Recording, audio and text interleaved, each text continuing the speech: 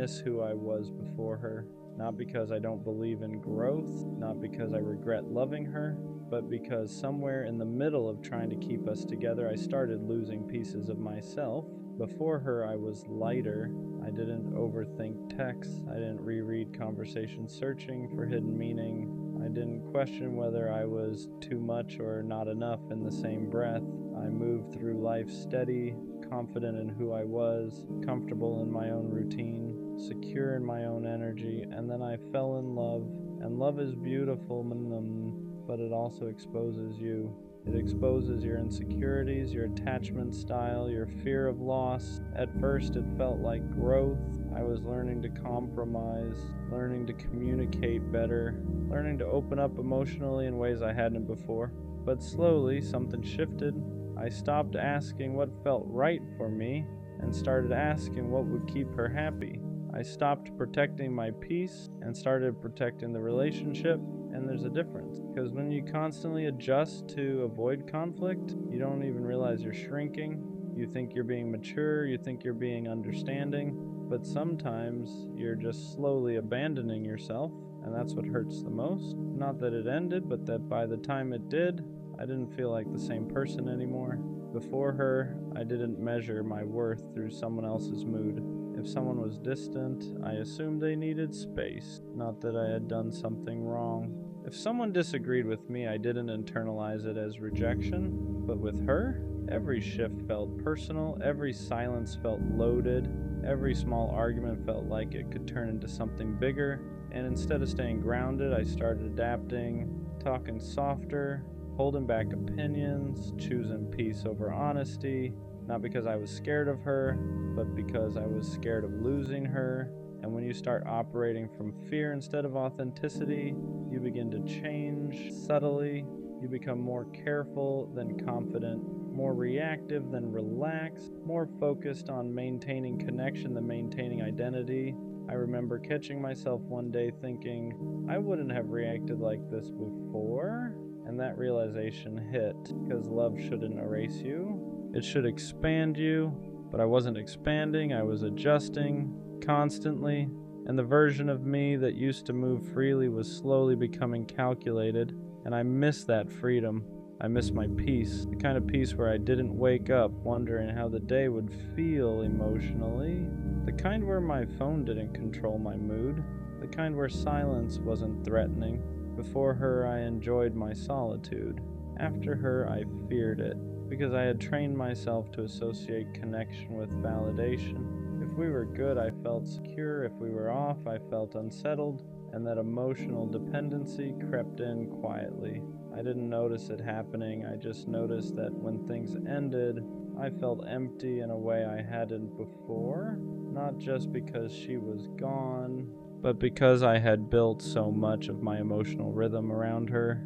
And that's when I realized I wasn't just grieving her, I was grieving myself, the version of me who didn't need reassurance to feel stable, the version of me who didn't overanalyze tone, the version of me who didn't question his value after every disagreement. That version felt strong, grounded, unshakable, and I want him back. I miss my boundaries. Before her, I knew what I tolerated and what I didn't. I didn't chase inconsistent energy. I didn't excuse disrespect. I didn't overextend myself for someone who wasn't meeting me halfway.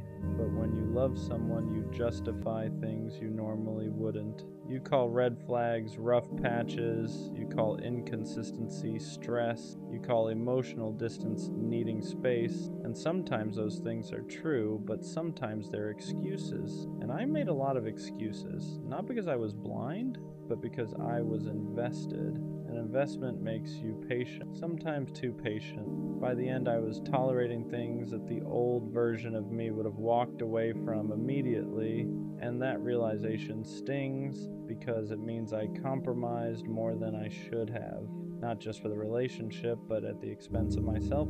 The hardest part about missing who I was before her is admitting that I participated in my own transformation. She didn't force me to shrink. I chose to. I chose to overextend. I chose to overcompensate. I chose to prioritize us over me every time there was tension. And that's a hard truth to sit with. because it would be easier to blame her entirely, but growth doesn't come from blame, it comes from ownership. I let love make me forget myself, and now that it's over, I have to rebuild the parts I neglected, not because loving her was wrong, but because losing myself in the process was. I miss my clarity. Before her, I didn't romanticize potential. If something felt off, I trusted it. If something felt unbalanced, I addressed it. But with her, I kept believing in what it could be, not just what it was. And hope is powerful. It keeps you fighting, it keeps you patient, but it can also keep you stuck. I held on to the version of us that existed in the beginning. The laughter, the effort, the mutual excitement, and I ignored the gradual shift because I didn't want to accept it, and that's when I stopped being objective. I became attached to the idea of us more than the reality of us, and that's not who I used to be. I miss how secure I felt alone. Before her, I enjoyed my independence, my routine, my hobbies, my friendships. I didn't need constant validation. I didn't need constant reassurance, but somewhere along the way, my world started revolving around her schedule, her availability, her emotional state, and I lost balance. When you give someone that much influence over your emotional state, you hand them power without realizing it. And when they leave, you feel powerless, not because you're weak, but because you attach too much of your stability to their presence, and I don't want that again. I want interdependence, not dependency. I don't regret loving her, but I regret abandoning myself while doing it. There's a difference. Love should complement you, not consume you. It should challenge you to grow, not pressure you to shrink. And I see now that the old version of me wasn't naive. He was grounded. He trusted himself. He walked away from imbalance without hesitation. And somewhere in trying to prove I could make it work, I stopped trusting my instincts. That's the part I want back, not the detachment. The discernment, maybe missing who I was before her, is actually part of becoming better than that version. Because now I see my patterns. I see how easily I overextend when I care. I see how quickly I prioritize someone else's comfort over my own. And awareness is powerful. The old me was confident, but this version, he's wiser.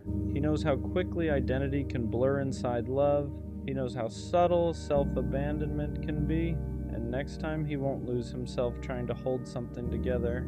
I miss who I was before her, but maybe I'm not supposed to go back. Maybe I'm supposed to rebuild, stronger, more self-aware, more balanced. I don't want the version of me who never loved deeply.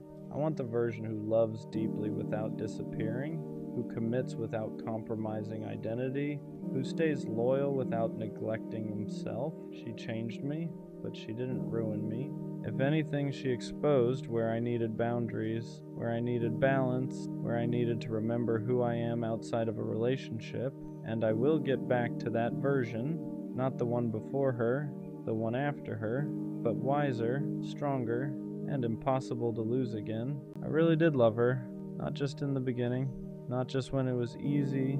I loved her in the quiet moments, in the normal days, in the in-between. I loved the way she thought, the way she explained things, the way she cared too deeply sometimes. And that's what makes this harder, because it would be easier if I didn't love her, if it was fake, if it was surface level, if it was just attachment, but it wasn't.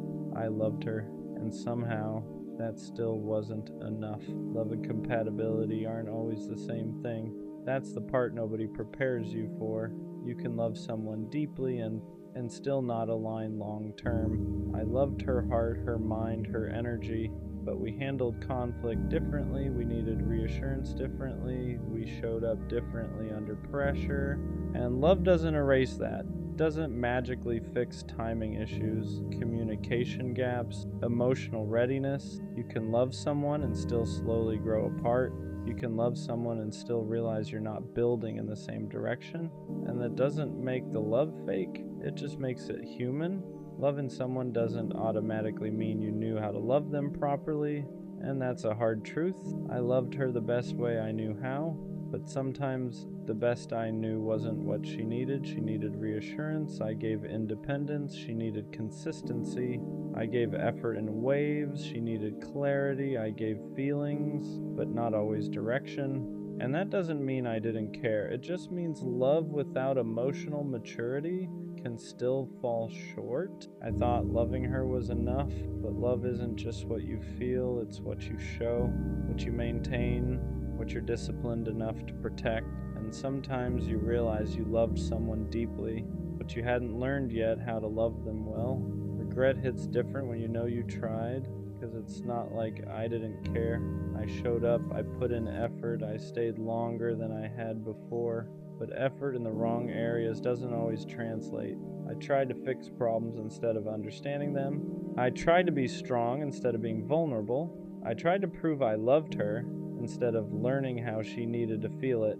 And that's the painful part. Knowing you weren't careless, just unaware.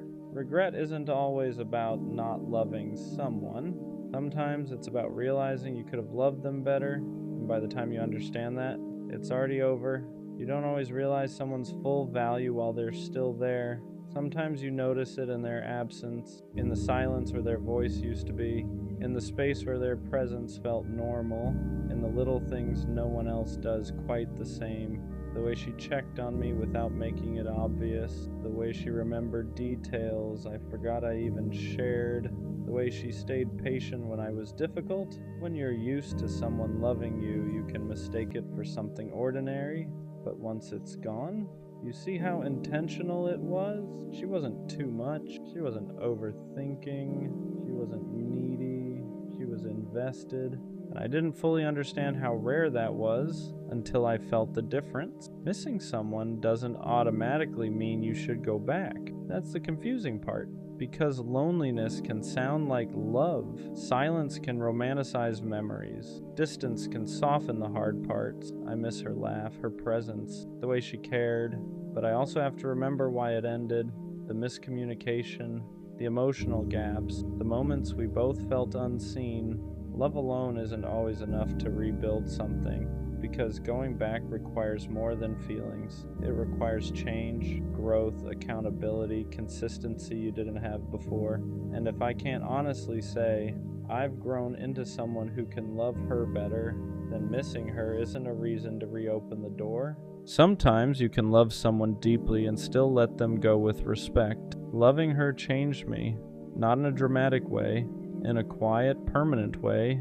She made me more aware, more reflective, more honest with myself.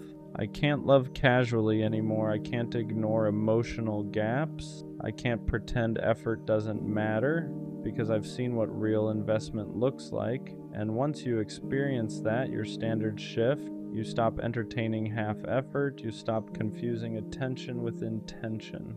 You stop thinking bare minimum is enough. She didn't just teach me how to love. She showed me how I need to be loved. And even though it didn't last, it wasn't meaningless. Some people aren't meant to stay forever.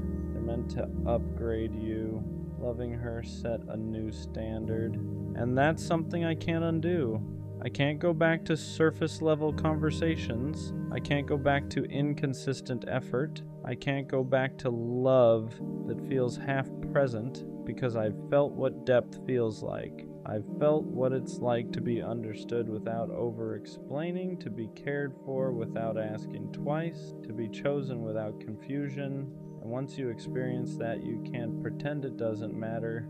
It ruined average for me. Not in a bitter way, in a mature way. Now I know what intentional love looks like. Now I know what emotional safety feels like. Now I know what real effort is, and I won't lower that standard just because I miss her. Loving her made me more careful, but not closed off, more intentional. I don't rush feelings anymore. I don't say I love you just because it feels right in the moment. I don't assume connection automatically means compatibility. I pay attention now to effort, to consistency, to whether we're building or just vibing. Because when you've loved someone deeply and lost them, you understand the weight of it. Love isn't casual to me anymore. It's responsibility, it's discipline, It's showing up even when it's inconvenient. And maybe that's the real proof that I loved her. She didn't make me bitter, she made me intentional. Was loving her worth it? Even though it ended? Yeah. Because not all love is meant to last forever. Some love is meant to teach you who you are, who you're not, who you're becoming. I loved her, and even though we didn't make it, that love wasn't wasted. It showed me my gaps. It exposed my immaturity. It forced me to grow. It raised my standards. It deepened my emotional awareness. It changed how I show up now, and that matters, because one day when I love someone again, I'll love clearer, stronger, more consistently, not because I forgot her, but because loving her made me better. So yeah, it hurt, it ended, but I really did love her, and that will always mean something. I saw her with him, the same guy she told me not to worry about, and in that moment, everything made sense, not slowly, not over time, instantly, because all those times I felt something was off, all those moments I told myself I was overthinking, all those gut feelings I tried to ignore, they weren't wrong, I just didn't want them to be true. At first I just stood there, not reacting, not moving, because there's something about seeing it with your own eyes that hits different than just thinking about it. It's not a guess anymore, it's not a feeling, it's real. And in that moment, everything I tried to deny became clear. I remembered every time she said, "He's just a friend. You don't have to worry about him. It's nothing like that."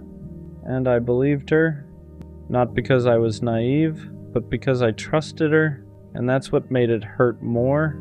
Not just seeing them together, but realizing I defended something that was already falling apart. All those moments where my gut told me something was off, I ignored them because I didn't want to be that guy, the one who overthinks, the one who questions everything, the one who doesn't trust. So I stayed calm, stayed understanding, stayed loyal, while she was slowly giving that energy to someone else. And seeing them together, it wasn't even what they were doing. It was how it looked. Comfortable, natural, like something that didn't just start, like something that had been building while I was still trying to hold on to what we had. That's when it really hit me. I wasn't replaced overnight. I was replaced slowly, quietly, while I was still there.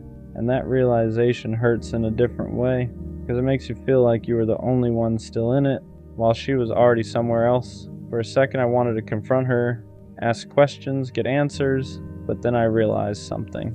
I already had my answer right in front of me. No explanation could change what I just saw. And the truth is, it wasn't even about him. It was about what she chose. Because anyone can come into someone's life, but it takes a decision to give them the space that used to be yours. And she made that decision without saying it. That moment closed something in me, not out of anger, not out of hate, just clarity, because now there was nothing left to question, nothing left to figure out, everything I needed to understand. I was right there. I saw her with the guy she told me not to worry about, and yeah, that hurt. But it also did something else. It removed the last bit of doubt I had, because now I know this for sure. When something feels off, it usually is, and next time, I won't ignore that feeling just to keep something going. Because the truth will always show itself. Eventually, I shouldn't have texted her again. I knew at the moment I hit send, that feeling like you already know how it's gonna go, but you do it anyway. Not because you're confused, but because a part of you is still hoping it'll be different this time. So I sent it, simple message, nothing crazy, but deep down, it wasn't just a text, it was me giving the situation one more chance, and I already knew how that usually ends. At first I told myself it was harmless, just a message, just checking in, just seeing what would happen. But it wasn't just that, because when you text someone like that, after everything that already happened, you're not just reaching out, you're reopening something you already struggled to close, and I knew that, but I still did it, because there's always that small voice in your head that says, maybe this time it'll be different. The worst part is waiting after you send it. Watching your phone, checking if they read it, trying to act like you don't care, when you clearly do. Because now it's not just about the message anymore, it's about what their response will tell you, Do they still care? Do they ignore you? Do they respond like nothing happened? And no matter what happens, it never feels how you hoped it would. When she replied, it didn't feel the same, not even close. The energy was different, shorter, colder, like I was someone from her past, not someone she still had a connection with. And that's when it hit me. I didn't just text her again. I reminded myself why it ended, because sometimes you don't need closure. You already had it. You just didn't accept it the first time, so you go back, not to fix anything, but to feel something again, even if that feeling ends up hurting you. And that's exactly what happened. That one message brought everything back. The memories, the feelings, the version of her I thought I still had, just to show me that version doesn't exist anymore. For a second, I felt like I reset my progress, like all the distance I created, all the clarity I built, got undone by one text. And that's frustrating because you know better. But feelings don't always follow what you know. But after sitting with it, I realized something. That message didn't set me back. It confirmed everything I was trying to accept. It showed me clearly there's nothing left there. Not in the way I wanted, and sometimes you need that. Not because you didn't already know, but because seeing it one more time makes it real in a different way. It removes the what if, it removes the doubt, it replaces hope with clarity. So yeah, I shouldn't have texted her again, but I'm not mad that I did, because now I don't wonder anymore. Now I don't think maybe it could have been different. I saw it, I felt it, and I understand it. Some things don't need another chance. They already showed you everything the first time, and next time I won't send that message, because I won't need to. I stayed loyal. That's the part that messes with me the most. Not because I regret it, but because I know I was real the whole time. I didn't switch up. I didn't look for other options. I didn't keep backups just in case. When I said I was with her, I meant it. Even when things fell off, even when her energy started changing, even when I had moments where I could have pulled back and protected myself, I didn't. Because in my head, loyalty wasn't something you give only when it's easy. It's something you keep, especially when it's not. So I stayed consistent, I stayed patient, I stayed solid in a situation that slowly stopped being solid back. And the crazy part is, while I was staying loyal, she wasn't. The part that's hard to explain is how I stayed the same, even when everything around me started changing. I noticed it, the distance, the shift in energy, the way conversations didn't feel the same anymore. I'm not blind, I saw the signs, but I chose to stay loyal anyway, because I told myself something simple. If I'm real about this, I don't switch up just because it gets uncomfortable. So I didn't match her energy when it dropped. I didn't start moving different. I didn't go looking for someone else just because things felt uncertain. I stayed. I kept showing up the same way I always did. And maybe that was my mistake, not being loyal, but being loyal to someone who had already started moving differently behind the scenes. Because while I was protecting what we had, she was slowly stepping out of it, and I didn't want to believe that, because loyalty makes you believe in what something was, even when it's no longer what it is. The truth didn't hit me all at once. It came in pieces, little realizations that didn't fully make sense at first, moments where things felt off, but not off enough to walk away. I would notice small things, the way she moved differently, the way her attention felt split, the way her consistency started depending on her mood, and every time I noticed it, I told myself the same thing. Don't overthink it, because when you're loyal, you don't want to accuse someone of something they haven't admitted. You give them the benefit of the doubt. You trust what you had, instead of questioning what it's becoming. So I stayed grounded, I stayed the same. I kept treating her like she was still fully in it, even when deep down I could feel she wasn't. And that's the part that hurts the most. Not that she switched up, but that I stayed solid while she was already moving differently. At some point, the truth became impossible to ignore, not because she said it, but because her actions started saying it for her. You can feel when someone isn't fully there anymore. You don't need proof, you don't need confirmation. It's in the energy, the way they reply, the way they move, the way they stop showing up the same way they used to. And I felt that, but I stayed loyal anyway, because I kept thinking loyalty meant holding on, holding it together, holding on to what we had, even if it was slipping. But here's what I didn't understand at the time. You can't hold something together by yourself, and I was the only one holding. The more I look back at it, the more I realize something that's hard to accept. I wasn't just being loyal, I was ignoring reality, because loyalty doesn't mean staying blind. It doesn't mean pretending everything is okay when it's clearly not, but that's what I was doing. I was staying consistent in a situation that was becoming inconsistent. I was giving the same energy to someone who had already started giving less, and the imbalance kept growing slowly, quietly, until it was obvious. But by then, I had already invested too much to walk away easily, and then it finally happened. Not in some dramatic way, not in a way that gave me closure, just clarity. She wasn't loyal, not in the way I was. While I was choosing her every day, she was leaving space for something else, maybe someone else, maybe just options, but either way, she wasn't standing where I was standing. And that realization hits different, because it's not just about losing someone, it's about realizing you weren't standing on the same level the whole time. For a while, that made me question everything, not just her, myself. I started thinking, was I too loyal? Did I stay too solid? Should I have moved differently? Because when someone hurts you while you're being real, it makes you feel like being real was the mistake, but it wasn't. Loyalty wasn't the problem. Giving it to the wrong person was, and that's the shift that took time to understand. Because I didn't lose by being loyal. I didn't lose because I stayed real. If anything, that's the part I kept. That's the part that didn't change.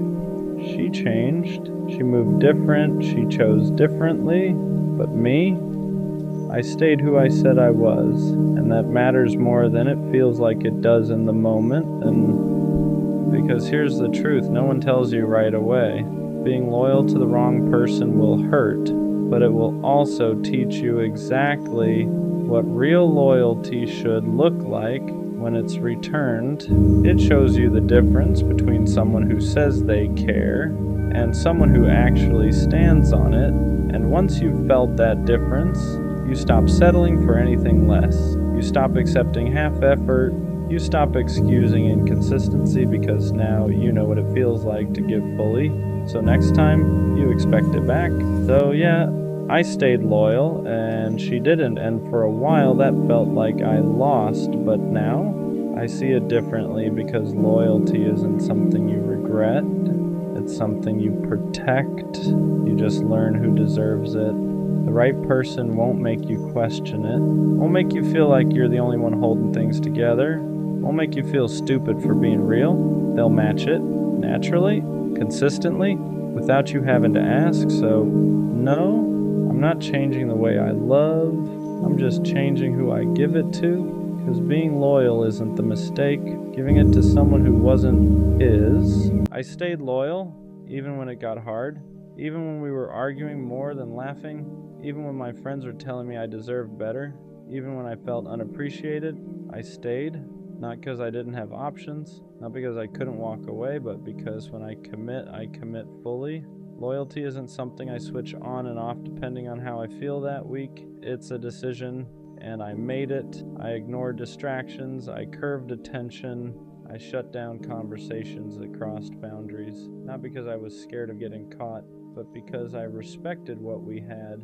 So when I found out she didn't stay loyal, it didn't just hurt, it confused me. Because how do two people sit in the same relationship and value it completely differently? The part that messed with me wasn't just the betrayal, it was a realization that while I was protecting us, she was exploring her options. While I was defending her name in rooms she wasn't in, she was entertaining someone else's attention. While I was shutting down temptation quietly, she was responding to it, and that imbalance hits deeper than people realize, because loyalty isn't loud. You don't get applause for it. No one congratulates you for not cheating. It's invisible, it's internal, it's discipline. So when you find out the person you were loyal to didn't have that same discipline, it makes you feel stupid for being solid, like you overinvested, like you believed in something that wasn't mutual. I started replaying everything, was she distant because she was already talking to someone else? Were those late replies really just being busy? Was I fighting for something that was already slipping away? Because once trust cracks, your mind rewrites history. You start connecting dots that might not even be there. And that's exhausting, because loyalty is built on trust, and once trust is broken, even your memories feel unstable. I wasn't perfect, but I was faithful, and that matters, because loyalty isn't about being flawless, it's about being intentional. It's about choosing your partner even when temptation is available. It's about respecting boundaries even when no one is watching. And I did that, she didn't. What hurts the most is knowing I would have never done that to her. I wouldn't have risked what we built for a moment of validation. I wouldn't have jeopardized long-term trust for short-term attention, because I understood the weight of betrayal, and she didn't treat it like it was heavy. That's what breaks something inside you, not just the act, the carelessness, because cheating isn't always about love disappearing. Sometimes it's about discipline disappearing. And if someone lacks discipline and loyalty, they'll lack it when things get hard too. For a while I questioned myself. Was I too available, too forgiving, too trusting? Did my loyalty make me predictable? Because when you get betrayed, your brain tries to find ways to avoid feeling powerless again. But here's the truth. My loyalty wasn't weakness, it was character. And her disloyalty wasn't power, it was immaturity. There's a difference. One requires strength, the other requires impulse. People think being cheated on makes you look foolish, but the real foolishness is betraying someone who was solid. I lost someone who didn't value loyalty. She lost someone who actually lived by it, and those are two very different losses, because I can recover, I can heal, I can rebuild, but replacing someone who is genuinely loyal, that's harder than people think. I don't regret staying loyal, even knowing how it ended, because my character doesn't shift based on someone else's behavior. I don't cheat because I'm angry. I don't entertain options because I'm bored. I don't step out because things feel heavy. If I'm unhappy, I leave. I don't betray, and that standard stays with me, not for her, for me. The scary part after betrayal is this: you start wondering if loyalty is even worth it, if everyone cheats eventually, if trusting deeply just makes you vulnerable. But I refuse to let someone else's lack of integrity change mine, because loyalty isn't outdated, it's rare. And rare doesn't mean foolish, it means valuable. She didn't stay loyal, but that says nothing about my worth. It says everything about her discipline, her boundaries, her emotional maturity. Because if someone can look at loyalty and still step outside it, they were never anchored. And I don't want someone who floats when things get tested. I want someone who stands. I stayed loyal, even when it was inconvenient, even when it was tempting not to, even when I felt underappreciated, and I'll stay that way. Not because everyone deserves it, but because I deserve to be someone who lives by principle. She didn't stay loyal, and that hurt, but I'd rather be the one who was solid than the one who couldn't hold a commitment. Because loyalty doesn't make you weak, it makes you rare, and one day someone will recognize that instead of testing it. I really thought she was different, not in a cliche way, not in that she's not like other girls type of thinking. I mean, I genuinely believe she moved differently, because from the start she didn't feel like everyone else. She listened, she asked questions, she made it seem like she actually cared about what I was saying, and that's rare, especially now. So when I felt that kind of energy from her, I didn't hesitate. I opened up, I let my guard down faster than I normally would, because when you think someone is different, you stop protecting yourself the same way. You start believing this might actually be something real, and for a while, it felt like it was.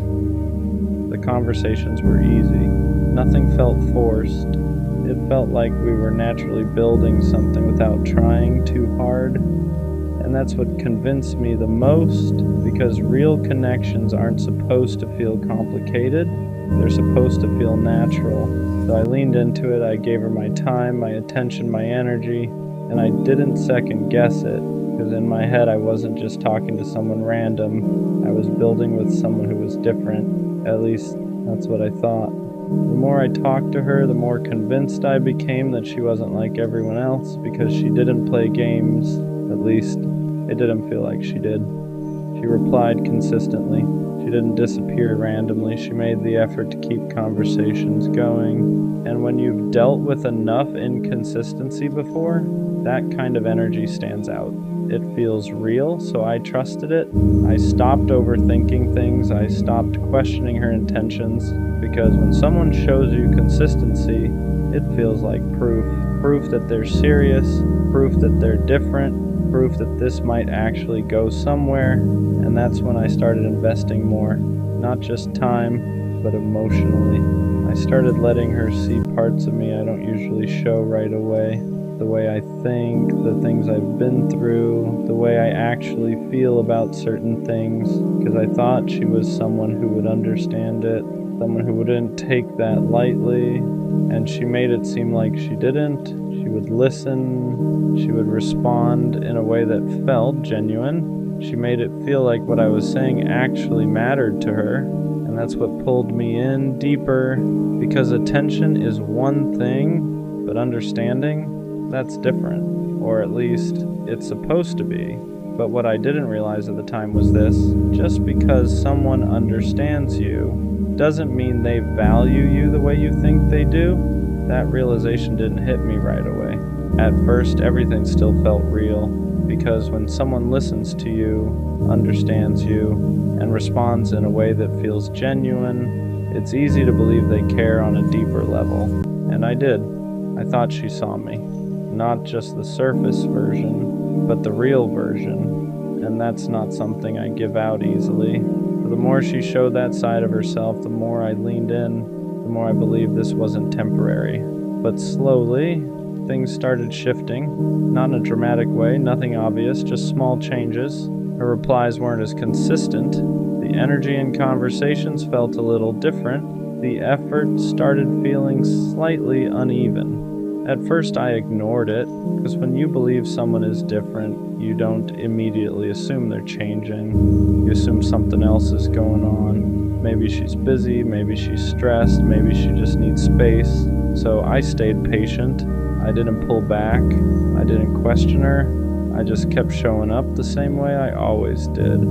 Because in my mind, you don't give up on something real just because it feels off for a moment. But here's the thing I didn't realize yet. When someone is actually different, their consistency doesn't disappear without explanation. That's when I started noticing something I didn't want to admit. The version of her I thought was different only existed in certain moments, not consistently. Because when everything was good, she showed up fully. She was present, engaged, easy to talk to. But when something shifted, even slightly, that same energy disappeared, and that's where the confusion started, because now I wasn't just dealing with inconsistency, I was dealing with contrast. One day it felt real, the next day it felt distant, and when you've seen someone at their best, it's hard to accept their worst. So instead of questioning the connection, I started chasing the version of her I thought was real, the version that listened, the version that understood, the version that made everything feel easy. I kept telling myself, that's who she really is, and maybe sometimes it was. But here's the truth I had to face: if someone only shows up for you sometimes, that's not who they are. That's just who they are when it's convenient. And I didn't want to believe that, because admitting that meant admitting something bigger, that maybe she wasn't different. I just experienced her best moments and mistook them for her whole character. Once I accepted that the different version of her wasn't consistent, something else started becoming clear. I wasn't reacting to who she actually was. I was reacting to who I thought she was. And that's a dangerous place to be, because when you build feelings based on someone's best moments, you start ignoring their patterns. You hold on to the highs and excuse the lows. You remember how good it felt when everything clicked, and you convince yourself that version of them is the real one. So every time she pulled away, I didn't take it at face value. I told myself she'll come back to how she was. Every time the energy dropped, I didn't question it. I just stayed consistent, hoping things would reset. And sometimes they did. She would come back, the conversations would feel right again, the connection would feel easy again, and those moments would convince me all over again that she was different. But now, I understand something I didn't see back then. Those moments weren't proof of consistency, they were just temporary alignment. And temporary alignment feels real when you want something to work, but real connection doesn't come and go like that. It stays. The more I thought about it, the more I realized something I didn't want to admit. I wasn't in a stable connection. I was in a cycle of highs and lows that kept resetting my feelings every time things felt good again. Because every time she came back with that same energy, the version of her that felt easy, understanding, and real, it made me forget everything that didn't make sense. It made me forget the distance, the inconsistency, the moments where I felt like I was the only one holding it together. And that's how cycles keep you stuck. They give you just enough to stay, but never enough to feel secure. And I confused that with something meaningful. I thought the fact that we could get back to that good place meant something. I thought it meant the connection was strong enough to survive anything. But now I understand something clearly. If something keeps breaking and resetting, it's not strong, it's unstable, and I was calling instability different because I didn't want to accept that it wasn't what I thought it was. At some point, I had to stop focusing on how she was in her best moments and start paying attention to how she showed up consistently, because consistency tells you the truth, not the highlights, not the good days, not the moments where everything feels perfect. Consistency. And when I looked at that honestly, the picture changed. She wasn't always there, she wasn't always present, she wasn't always giving the same energy I was. And that's when it hit me. Someone who is actually different doesn't make you feel unsure about where you stand. They don't make you question their effort. They don't make you feel like you're chasing clarity. They give you that clarity naturally, and I didn't have that. I had moments of clarity mixed with long stretches of confusion, and confusion isn't what different feels like. Once I stopped chasing the version of her I wanted, everything started making more sense, because the truth is, she didn't change. I just started seeing her clearly. She was consistent in one way. She showed up when it was easy, when the energy was good, when the conversations were light, when everything felt natural. But when things required depth, consistency, effort over time, that's when the difference showed. And that's when I had to admit something to myself. She wasn't different in the way I thought. She was just different from what I was used to at the beginning. And I held on to that version too long. For a while, that realization hurt more than anything else, because it made me feel like I misread everything, like I believed in something that wasn't actually there. But over time, I started understanding something important. I didn't imagine a connection. Those moments were real. They just weren't sustainable. And that's the difference. Something can feel real in the moment and still not be built to last. And I think that's what I experienced. Not something fake, just something temporary that I thought was permanent. So yeah, I thought she was different, and in some ways she was. She showed me a version of connection that felt real. She made it easy to open up. She made it feel like something deeper was possible. But being different at the beginning isn't the same as being consistent in the long run. And that's the lesson I had to learn, because the right person isn't just different when things are good, They're consistent when things aren't. They don't come and go. They don't leave you guessing. They don't make you question what you felt. They match it every time, so no. She wasn't the kind of different I thought she was, but now I know what real different actually looks like. And next time, I won't confuse moments for meaning. I knew it wasn't going to last, not because they said it, not because there were red flags everywhere, but because something in me never fully relaxed. Even in the good moments, there was a quiet voice saying, "Don't get too attached." I enjoyed it. I smiled, I played my part, but deep down, I felt the expiration date, and that's the weirdest kind of heartbreak. When you see the ending while you're still in the middle, sometimes your intuition whispers long before reality confirms it. There weren't major fights, no dramatic betrayals, no obvious reason to leave, but there was inconsistency, little things, energy that shifted slightly, effort that felt uneven, words that didn't fully match actions, and instead of confronting it, I told myself I was overthinking. I told myself to relax, to just enjoy the moment, to stop looking for problems, but intuition doesn't shout. It nudges, it tightens your chest a little, it makes you hesitate before getting attached. It keeps you half guarded even when things seem fine. And I felt that, I just ignored it.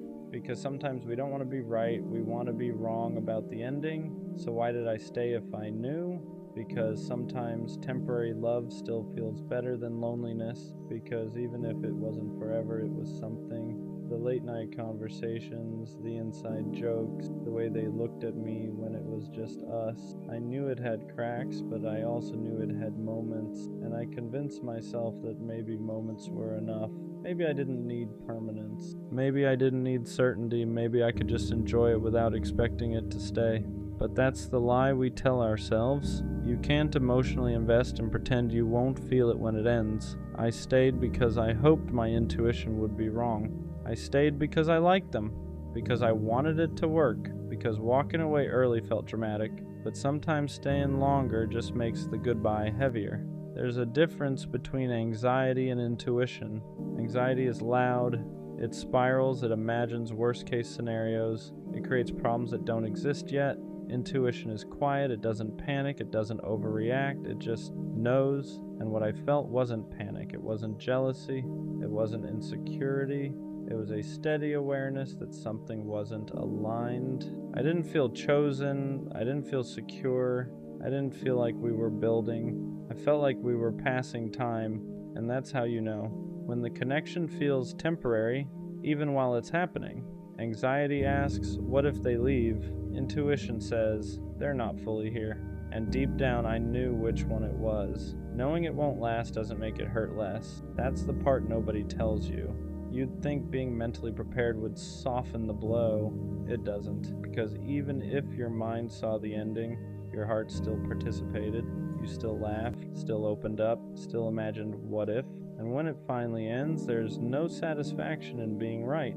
There's no relief in saying, I knew it. There's just grief.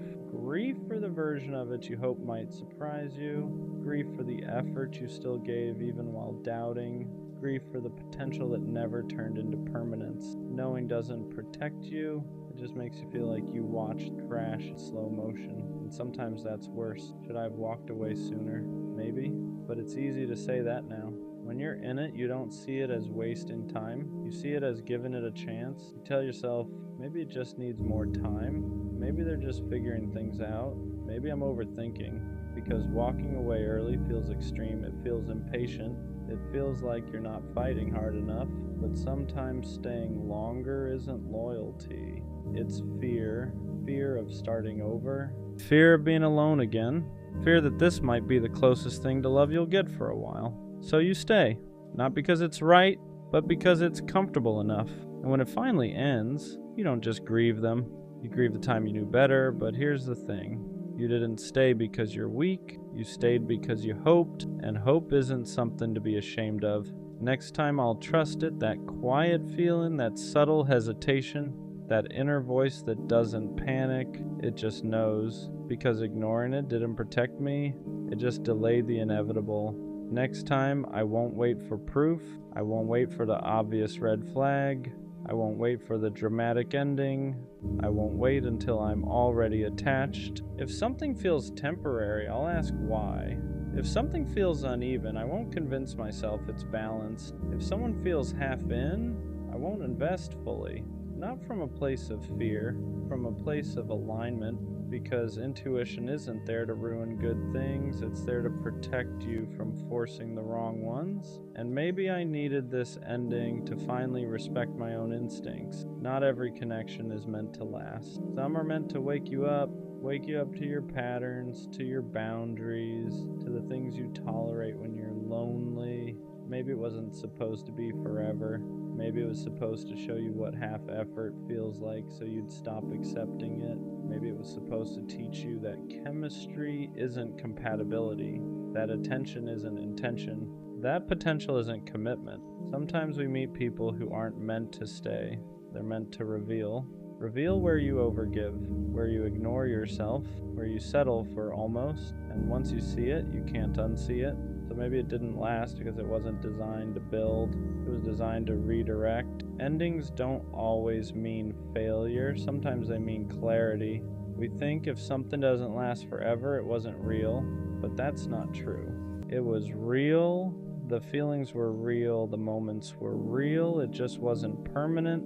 And permanence isn't the only measure of value. Some connections exist to shift you, to sharpen your awareness, to strengthen your boundaries, to remind you what you need and what you'll never accept again. It didn't fail, it finished, and there's a difference. Failure feels like you did something wrong. Finish feels like it served its purpose, and maybe that's what this was. Not a waste, not a mistake, just a chapter that reached its natural end. I used to think knowing it wouldn't last was a weakness, like I was pessimistic, like I was sabotaging it, like I couldn't just enjoy something good. But now I see it differently. That feeling was awareness. I wasn't crazy, I wasn't overthinking, I wasn't insecure. I was aligned enough with myself to recognize misalignment, and that's power, because next time I won't silence it, I won't stay longer than I should just to prove I can make something work. I won't ignore the quiet voice just because the moments feel nice. Knowing it wouldn't last didn't mean I didn't care, it meant I could see clearly, and clarity is growth, so no, it didn't last, but I did. I walked away more aware, more grounded, more in tune with myself, and next time, if it's meant to last, I won't have to convince myself of it. I'll feel that too. She said she needed space, and I believed her, because when someone says that, you don't question it, you respect it, you tell yourself they're overwhelmed, they're figuring things out, they just need time to clear their head. So I gave her that. I didn't chase, I didn't pressure her, I didn't try to force conversations that she clearly wasn't ready to have. I stepped back, because in my head, that's what you do when you care about someone. You don't make things harder for them, you give them room. But what I didn't realize at the time was this: she didn't need space, she just didn't want me. At first I handled it the way you're supposed to. I gave her distance, I stopped texting first, I stopped trying to keep conversations alive, I let the silence sit even when it didn't feel right, because I thought space meant something temporary, like a pause, like something we would come back from. But the silence started stretching longer than it should have, and instead of clarity, it just created confusion, because when someone genuinely needs space, they don't disappear without direction, they don't leave you guessing, they don't make you feel like you're suddenly a stranger. But that's exactly how it started to feel. And deep down, something didn't sit right. Not because I didn't trust her, but because the energy didn't match what she said. Then little things started adding up. Things I didn't notice right away. But once I did, I couldn't ignore them. She wasn't just taking space.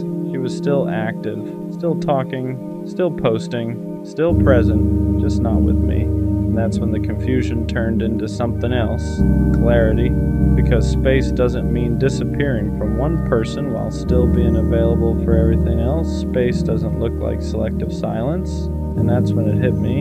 She didn't need space from everything, she needed space from me.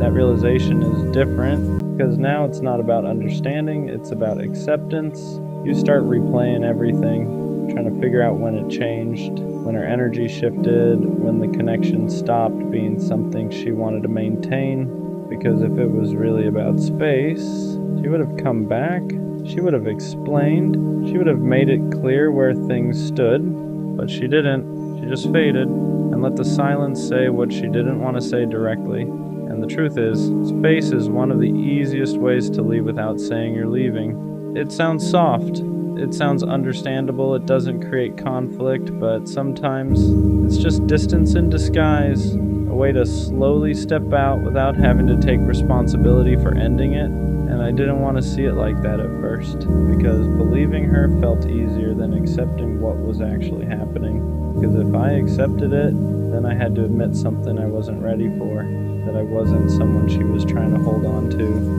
I was someone she was slowly letting go of. And that's a different kind of pain, because it's quiet.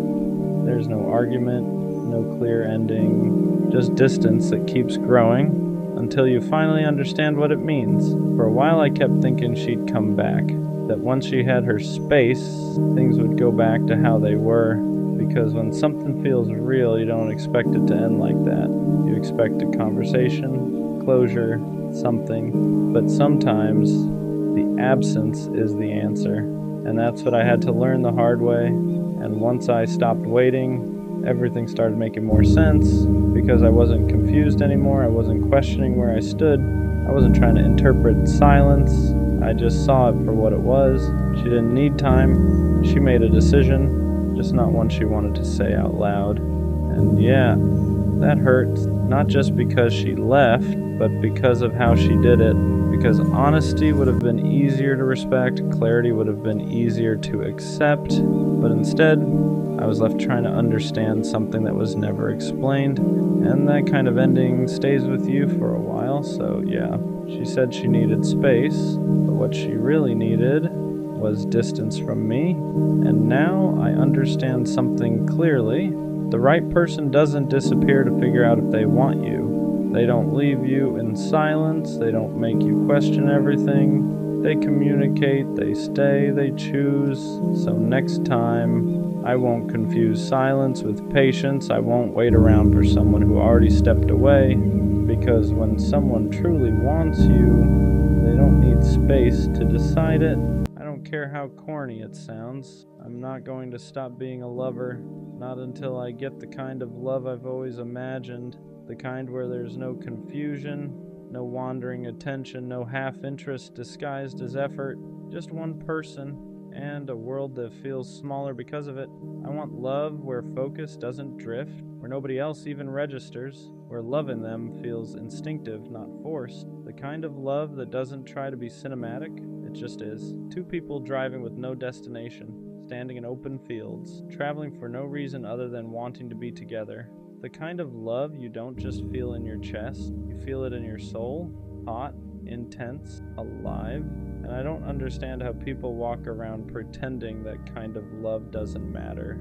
Like love is casual, like attachment is embarrassing, like caring deeply is something you should hide, because love is everything.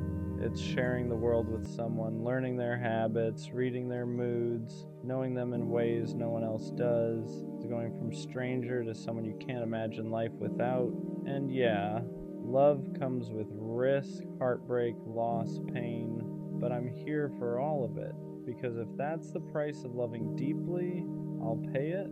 I'll take the uncertainty, I'll take the scars, I'll take the ache that comes with caring. What makes it hard sometimes isn't loving deeply, it's loving deeply in a world that pretends not to care. People act like being attached is weak, like wanting someone fully is desperate.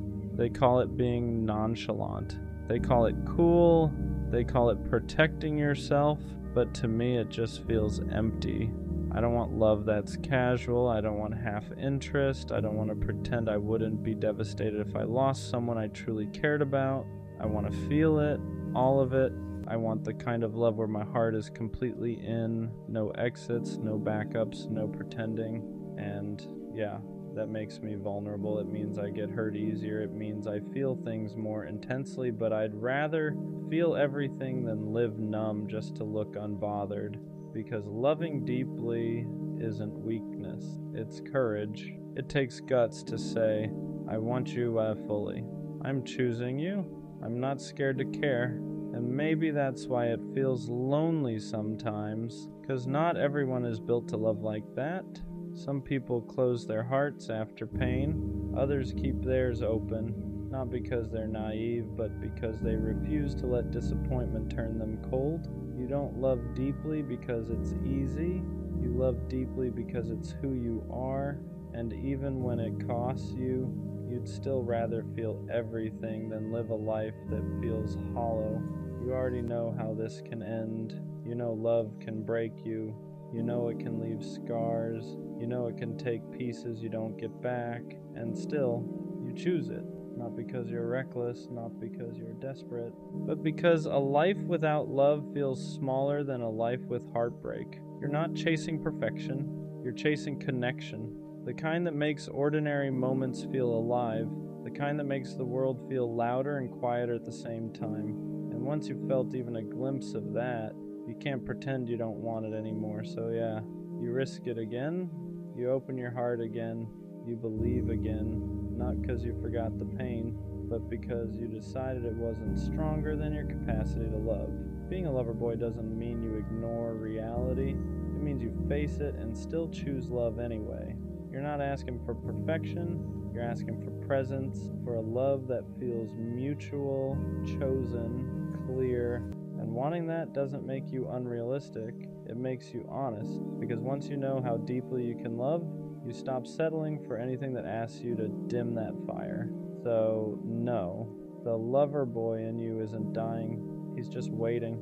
And when the right love finally arrives, he'll be ready. What people don't realize is how much strength it takes to stay soft in a world that rewards detachment. It's easier to act unbothered, easier to keep things light, easier to pretend you don't care that much, but you were never built that way. You don't love halfway, you don't feel quietly.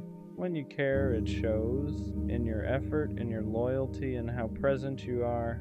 And that's exactly what people try to shame out of you.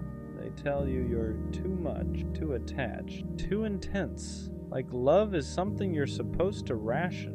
So sometimes you wonder if you should change, if caring less would protect you, if closing off would finally make things easier. But every time you try, it feels wrong, because pretending not to care cost you more than heartbreak ever did. You don't want to love where you're constantly monitoring yourself, where you have to downplay your feelings to seem cool.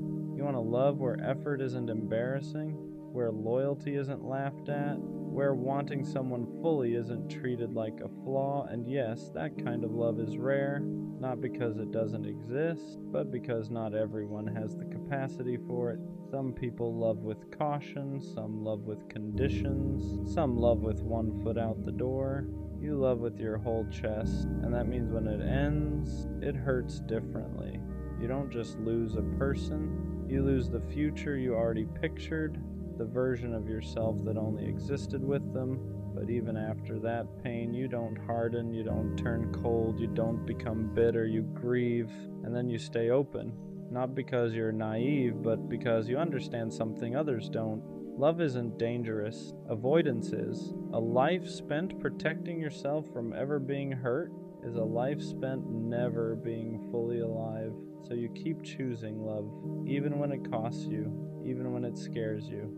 Because being a lover was never about guarantees, it was about courage. And no matter how many times the world tells you to be smaller, to care less, to guard your heart, you don't. Because the lover boy in you knows one truth: a heart that can love deeply is never something to be ashamed of.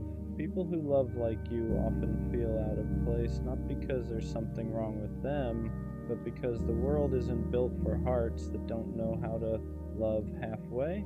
You walk into spaces where everyone is guarding themselves, where effort is calculated, where caring too much is treated like a mistake you should have learned from by now.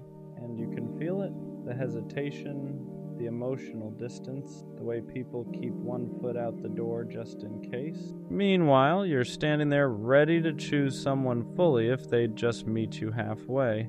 That contrast can feel isolating. You start wondering if you're outdated, if your way of loving belongs to another time, another kind of world, because it feels like everyone else is playing it safe while you're still willing to risk your heart, and that makes you stand out. Not loudly, but deeply. You don't bond casually, you don't talk just to fill silence. When you connect, you notice things others miss, you remember details people forget, you show up in ways that don't disappear easily, and that kind of presence can be uncomfortable for people who aren't ready to be seen that closely. So they pull back, they joke about you caring too much, they call your intensity a lot. Not because it is, but because they don't know how to match it. That's the part that hurts, realizing you're not too much, you're just too deep for people who only know how to skim the surface. You don't want love that feels convenient, you want love that feels intentional.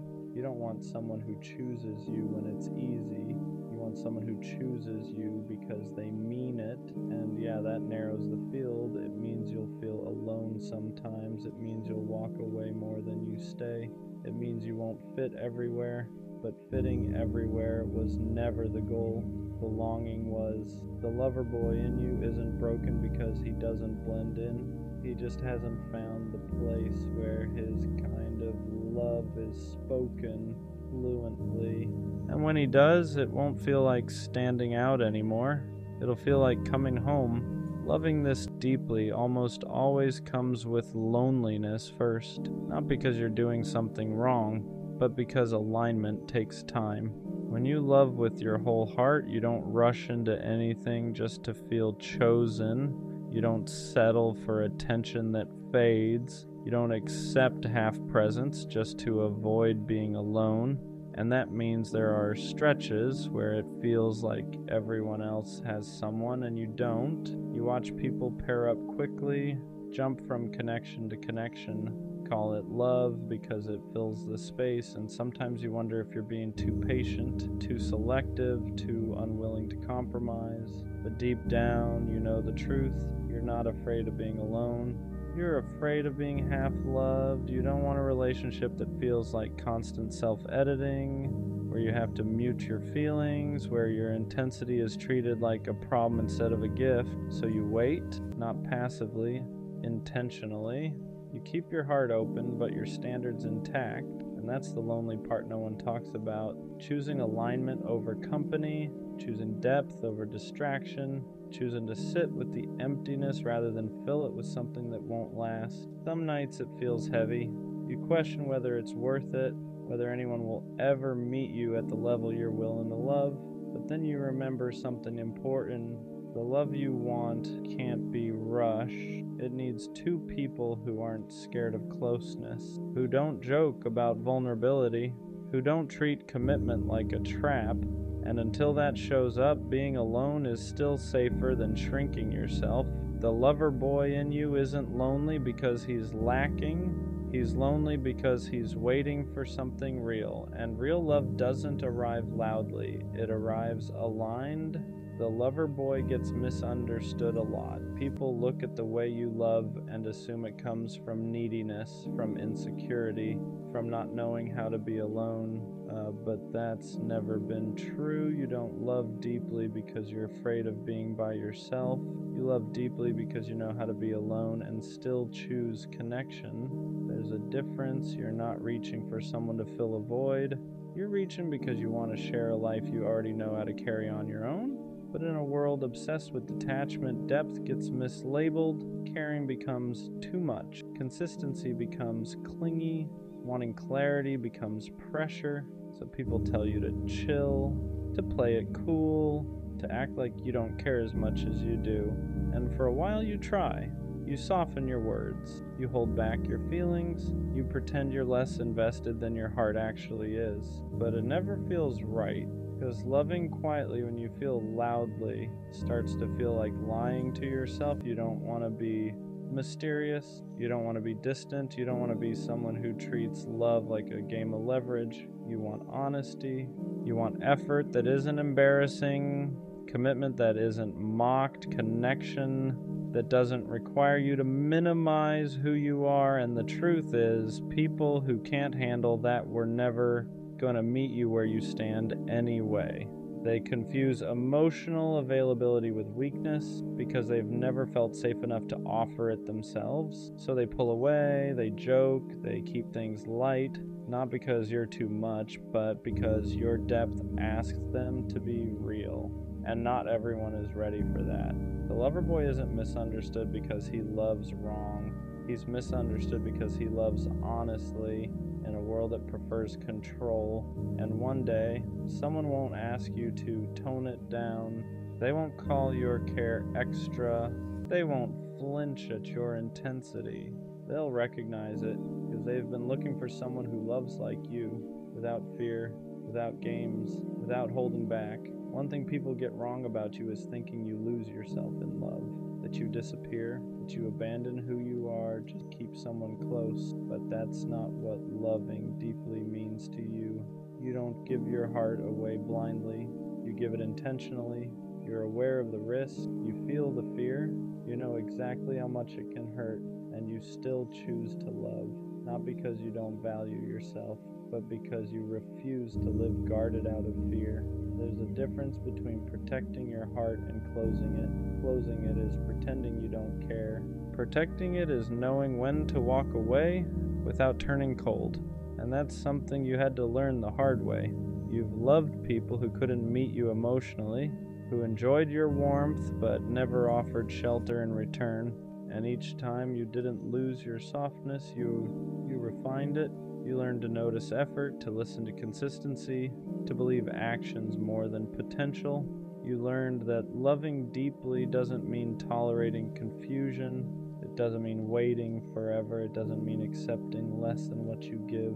So now you love with boundaries, not walls, boundaries. You stay open, but you don't stay where you feel unseen. You express yourself, but you don't beg to be understood. You give fully, but only where there's room for you. That's growth. The lover boy in you didn't harden, he matured. He learned that protecting his heart doesn't mean dimming his light. It means choosing spaces where that light is welcomed. And that's why when you love again, it won't consume you. It'll expand you. Because this time you won't confuse intensity with imbalance. You'll recognize the difference between passion and peace. At some point, you stop mistaking chaos for passion. You stop thinking intensity means confusion. You stop believing love has to feel unstable to feel real. That shift doesn't happen overnight. It comes after loving people who kept you guessing, after giving effort that wasn't matched, after realizing how tired you were from loving alone in a two-person connection. Because for a long time, you thought love was supposed to feel urgent, heavy, like something you had to fight for. But real reciprocity feels different. It doesn't spike your anxiety. It doesn't make you question your place. It doesn't leave you replaying conversations or wondering if you asked for too much. Mutual love feels calm, not boring, steady. It feels like someone meeting your effort without keeping score, like someone choosing you without needing to be convinced. And at first, that kind of love almost feels unfamiliar because you're used to proving yourself, used to earning attention, used to being the one who cares more. So when someone shows up consistently, communicates clearly, and doesn't flinch at your depth, your body has to unlearn the chaos. You have to remind yourself that peace doesn't mean lack of passion. It means safety. You don't feel smaller around them. You don't feel like you're too much. You don't feel like you need to dim anything. Your intensity doesn't scare them. It reassures them. And that's when it clicks. Love was never supposed to feel like survival. It was supposed to feel like partnership. The lover boy doesn't stop loving deeply. He just stops loving unevenly. He stops pouring into places that don't pour back. He stops calling inconsistency timing, stops calling confusion chemistry, stops calling bare minimum effort. Because once you've tasted reciprocity, you can't go back. You can't unfeel what it's like to be met where you stand. And that's when loving deeply finally feels light. Loving deeply doesn't disappear. It just becomes selective. After everything you've felt, everything you've learned, you don't stop wanting connection. You stop giving it away too easily. You don't rush anymore. Not because you're guarded, but because you understand your capacity. You know how much you give, how present you are, how deeply you attach, and you're careful about where that kind of love lands. That doesn't mean you're closed off. It means you're intentional. You don't entertain mixed signals. You don't romanticize inconsistency. You don't chase potential while ignoring reality. You pay attention now to effort, to follow through, to how someone shows up when things are calm, not just when things are exciting. Because you've learned that real love isn't proven in intensity alone. It's proven in consistency, and the people who are right for you won't be intimidated by that. They won't feel pressured by your depth. They won't joke about you caring too much. They won't need you to shrink to make them comfortable. They'll respect the way you love because they love the same way. That's the shift. You're not asking for more than before. You're just no longer accepting less. You still want closeness, still want loyalty, still want that kind of connection where the world feels quieter because someone chose you fully. But now you're patient with people, not with uncertainty.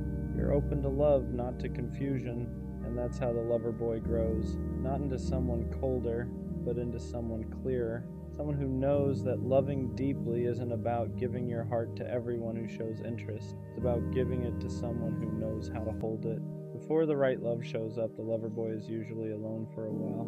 Not because he can't find connection, but because he refuses to force it. He's learned what happens when you fill space just to avoid loneliness, how quickly comfort turns into compromise, how easy it is to lose yourself when you accept something that doesn't fully meet you. So he chooses solitude instead, and solitude teaches him things love never could. It shows him who he is without anyone else's expectations, without adjusting his emotions, without holding back his intensity to make someone stay. He learns how to sit with himself, how to enjoy quiet, how to be fulfilled without external validation. And that's important because when you know how to be alone, you stop accepting love that feels like abandonment in disguise. During this time, he doesn't become detached, he becomes clear about what drains him, clear about what feels safe, clear about the kind of love that actually aligns with who he is. He stops craving attention, stops mistaking chemistry for compatibility, stops confusing being wanted with being understood. And yes, some days are heavy. He still wants connection, still imagines sharing moments with someone, still feels that pull toward closeness. But the difference now is that he won't trade his peace for proximity. He knows the right love won't require him to chase, won't ask him to question his worth, won't make him feel like he has to earn care. So he waits, not anxiously, not desperately, but confidently, because he understands something now. Being alone isn't a punishment. It's preparation. It's the space where he becomes exactly the version of himself the right love will recognize immediately. And when that love finally arrives, it won't feel like relief. It'll feel familiar. The lover boy was never naive. He knew what love could cost him. He knew how deeply it could hurt. He knew it could break him, leave marks he'd carry for years, and he chose it anyway. Not because he didn't understand the risk, but because a life without love felt smaller than a life with scars. For a long time, he thought loving this way was a flaw, something he'd eventually outgrow, something pain was supposed to cure, but it never did. Every heartbreak slowed him down, made him more careful, more aware, but it never killed that part of him that wanted connection, because loving it deeply was never a phase. It was part of his design. He wasn't meant to love casually. He wasn't built for half interest or emotional distance. He was built to choose one person and mean it. That's why it hurt more. That's why waiting felt heavier. That's why walking away took courage, but all of it shaped him.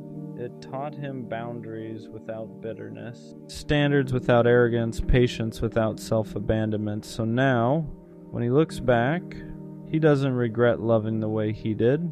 He doesn't regret caring too much. He doesn't regret believing. He doesn't regret wanting something rare, because one day someone will meet him in that same place. They won't flinch at his intensity. They won't joke about his softness. They won't treat his loyalty like it's replaceable. They'll recognize it. And when that happens, everything will feel different. No anxiety, no confusion, no wondering where he stands, just clarity, effort that feels mutual, love that feels chosen, connection that doesn't require him to dim anything, and suddenly all the waiting makes sense. Not because it was easy, Dios, but because it protected him from settling for less than he was capable of giving. So no, the lover boy doesn't die, he doesn't disappear, he doesn't harden into someone unrecognizable. He just learns who deserves him, and when the right love finally arrives, he won't have to prove anything. He'll simply be met, and that's all he ever wanted. Leave her alone, bro. Not because you stopped caring, but because you cared longer than you should have. You gave her chances when she gave you confusion. You gave her patience when she gave you mixed signals. You showed up consistently while she showed up only when it was convenient. And the hardest part to admit isn't that she didn't choose you, it's that you kept choosing her even when she made it clear you weren't a priority. You stayed solid, you stayed available, you stayed hoping one day she'd wake up and finally see you the way you saw her, hoping one day she'd match your effort, your energy, your care, but she didn't. Not because you weren't enough, but because she was comfortable. She liked knowing you were there. She liked the attention, the validation, the way you made her feel wanted, but she never wanted to give that same certainty back. You weren't her first choice. You were her safety net, her backup plan, her just in case. And staying in that position slowly destroys you. You start questioning yourself, start wondering if you're asking for too much, start lowering your standards just to keep her around. You tell yourself,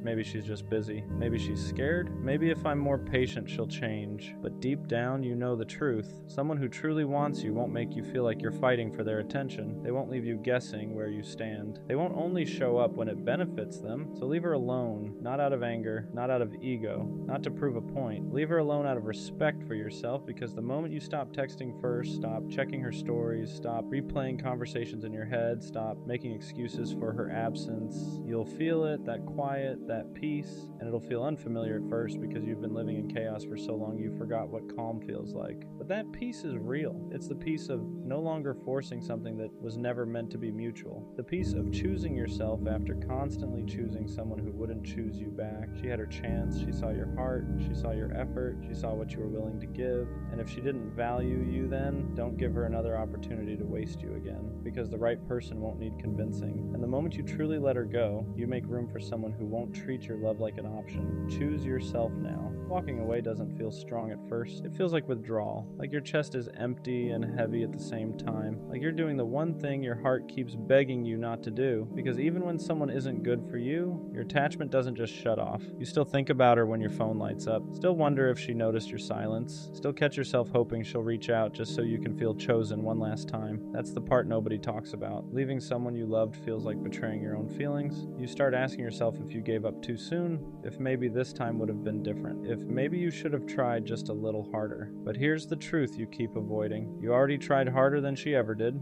You weren't asking for too much. You were asking the wrong person. Someone who truly values you won't require you to disappear to be noticed. They won't need distance to realize your worth. They won't only miss you once you finally stop showing up. And yeah, she might notice now. She might text later. She might suddenly act interested once she feels you slipping away. But don't confuse curiosity with commitment. People hate losing access. They hate losing control. They hate realizing the person they took for granted finally chose themselves. That doesn't mean she changed, just means she felt the shift. And if you go back now, you'll teach her the same lesson again, that she can give you the bare minimum and still keep you around. Leaving is not about punishing her, it's about protecting you. It's about choosing sleep over stress, peace over potential, consistency over confusion. You're not cold for walking away, you're not heartless for setting a boundary, you're not weak for needing more than uncertainty, you're human, and you deserve a love that doesn't make you feel like you're slowly disappearing just to keep someone comfortable. Walking away hurts, but staying where you're not valued hurts longer, and one day, when the noise finally fades, you'll realize you didn't lose her. You found yourself again. Leaving her alone doesn't mean the feelings disappear. It means you finally stop letting those feelings control you. Because the hardest part isn't cutting contact. It's sitting with the silence afterward. It's waking up and realizing there's no good morning text to send, no story to check, no excuse to reach out, just to see how she's doing. Your brain will try to trick you. It'll replay the good moments, the laughs, the nights where it felt real. It'll tell you that maybe you imagined the distance, maybe you were asking for too much, maybe if you just explained yourself better she would have stayed, but you already explained yourself through effort, through patience, through showing up when it wasn't convenient. Love doesn't need translation. If she wanted to choose you, she wouldn't have kept you guessing. She wouldn't have made you feel like your presence was optional. She wouldn't have treated your consistency like something she could always come back to later. You weren't confusing. You were clear. She just wasn't committed. And yeah, it hurts realizing that the person you'd fight for wouldn't even fight for clarity with you. That's when you have to stop romanticizing the potential and start respecting the reality. Reality is this: you were giving girlfriend-level energy to someone who kept you at arm's length. You were loyal to someone who wasn't sure she wanted you at all. Walking away feels unnatural because you're not used to choosing yourself first. You're used to being patient, understanding, giving people time to figure you out while you slowly lose pieces of yourself in the process. But love isn't supposed to cost you your peace. The moment you stop chasing, the moment you stop explaining, the moment you stop waiting for her to finally get it, you reclaim your power. And that scares people who benefited from you staying small. You didn't lose her. You outgrew the version of yourself that was willing to accept half love, and this is only the beginning. And the truth you don't want to admit yet is that leaving her alone feels like you're losing something. Not because she was right for you, but because she became familiar. You got used to waiting, used to hoping, used to reading into crumbs like they were signs. You trained your nervous system to find comfort in inconsistency. So when you finally step back, your body panics before your mind understands. You'll feel restless. You'll feel tempted to break your own boundary. You'll pick up your phone for no reason, scroll, close the app, open it again, just to see if maybe this time she noticed you're gone. And that urge doesn't mean you made the wrong choice. It means you're detoxing from someone who kept you emotionally hungry. Because when someone keeps you half-fed, you start confusing starvation with love. You tell yourself, maybe she just didn't know how much I cared. Maybe if I stayed a little longer, maybe I gave up too soon. But you didn't leave because you stopped caring. You left because you cared too much to keep abandoning yourself. You stayed long enough to know the pattern, the delayed replies, the empty apologies, the promises that never turned into action. You stayed long enough to realize that if someone wanted to show up for you, you wouldn't have to convince them. And deep down, you know that. That's why the silence hits different now. It's not empty, it's honest. For the first time, you're not waiting for her mood to decide your worth. You're not shrinking yourself to stay chosen. You're not wondering if today's the day she finally treats you right. And yeah, it hurts. Because healing doesn't feel peaceful at first. It feels lonely. But loneliness with self-respect will always be quieter than love that keeps you anxious. One day you'll look back and realize leaving her alone was the moment everything started changing. Not because she came back, but because you finally came back to yourself. At some point, you have to ask yourself a hard question. How long are you willing to wait for someone to finally treat you right? Not because they're evil, not because they're a bad person, but because they keep showing you over and over that you're not a priority. And the scary part, you already know the answer. You've known it for a while. You just didn't want to accept it. Because accepting it means admitting that the future you imagined with them was built more on hope than reality. You weren't in love with what was happening. You were in love with what could have happened if they just showed up the way you needed. So you stayed, you waited, you overextended yourself, you gave patience to someone who gave you uncertainty, you gave loyalty to someone who gave you mixed signals, you gave understanding to someone who never tried to understand you, and every time they pulled away, you blamed yourself. Maybe I'm asking for too much, maybe I'm being dramatic, maybe this is just how love is, but love is not confusion. Love is not constantly guessing where you stand. Love is not feeling anxious every time your phone lights up or doesn't. Love doesn't make you feel replaceable. What really kept you stuck wasn't them. It was the version of you that believed walking away meant you failed, but leaving doesn't mean you lost. It means you finally stopped losing yourself, because staying with someone who makes you feel unwanted slowly erodes your confidence in ways you don't notice at first. You stop speaking up, you stop expecting effort, you start accepting bare minimum behavior and calling it maturity. You start shrinking your needs so you don't scare them away, and that's when love stops being love and starts becoming survival. You don't need to be less to be loved. You don't need to be quieter, cooler, easier, more convenient. The right person won't feel overwhelmed by your care. They won't feel annoyed by your presence. They won't treat your love like something disposable. They'll meet you where you are instead of making you feel like you're always asking for too much. And yeah, choosing yourself feels lonely at first because you're breaking a habit. You're breaking the habit of chasing, the habit of waiting, the habit of hoping someone will finally choose you. But peace doesn't arrive loud. It arrives quietly. In the moments you stop checking your phone, stop explaining yourself, stop wondering why you weren't enough. One day you'll realize you don't miss them. You miss who you were before you started doubting your worth, and that version of you, they're still there. You didn't lose love, you protected it. You didn't walk away from something good. You walked away from something that was slowly breaking you. And that's not weakness, that's growth. And what nobody tells you is that once you finally stop chasing them, that's when everything gets quiet. Not empty quiet, honest quiet. No more checking your phone every 5 minutes. No more replaying conversations in your head, wondering if you said the wrong thing. No more anxiety before hitting send. No more hoping today will be the day they suddenly care more. At first it feels uncomfortable because chaos became familiar, confusion felt normal, and peace feels strange when you're not used to it. You might even miss them for the wrong reasons. Not because they treated you well, but because your nervous system got addicted to inconsistency. You got used to highs and lows, to feeling chosen one day and invisible the next, to chasing validation instead of receiving love. That kind of pattern messes with your head. It makes you mistake emotional stress for passion. It makes stability feel boring and uncertainty feel exciting. But real love doesn't keep you guessing. It doesn't disappear when things get inconvenient. It doesn't require you to earn basic respect. Real love feels safe. Not dull, not dramatic, safe. And when you finally step away, you start noticing things you ignored before. How drained you were, how much energy you poured into someone who barely poured back, how often you made excuses for behavior that hurt you. You start realizing how much love you actually have to give, how deeply you care, how loyal you are when you choose someone. And instead of feeling ashamed of that, you begin to see it as strength, because one day, someone will meet that energy without hesitation. They won't flinch when you care deeply. They won't pull away when things get real. They won't make you feel like you're asking for too much just by being yourself. They'll choose you without you having to beg. They'll show up without being reminded. They'll make you feel wanted without confusion. And when that happens, you'll look back at the version of you who stayed too long, and you won't feel regret. You'll feel proud that you learned, proud that you walked away, proud that you chose peace over potential, because letting go wasn't the end of your story. It was the moment you finally made space for something better. At some point, you have to accept a hard truth. If they wanted to show up, they would have. If they cared the way you cared, you wouldn't be confused. You wouldn't be questioning where you stand. You wouldn't be asking strangers for advice just to understand their silence. Love isn't subtle. Effort isn't hidden. Interest doesn't need decoding. When someone wants you in their life, they make space, not excuses, not delays, not half responses at midnight when they're bored. And the reason it hurts so much to accept this is because you invested emotionally before you were ever chosen properly. You imagined futures, you pictured moments that never actually happened. You fell in love with potential instead of reality. That's not weakness, that's hope. But hope becomes dangerous when it keeps you stuck, when it convinces you to stay loyal to someone who treats you like an option, when it makes you believe that patience will eventually turn into priority. It won't. People don't suddenly wake up and value you after months of showing you they don't. They don't magically learn how to love you correctly once they realize you'll stay no matter what. If anything, they learn they don't have to try.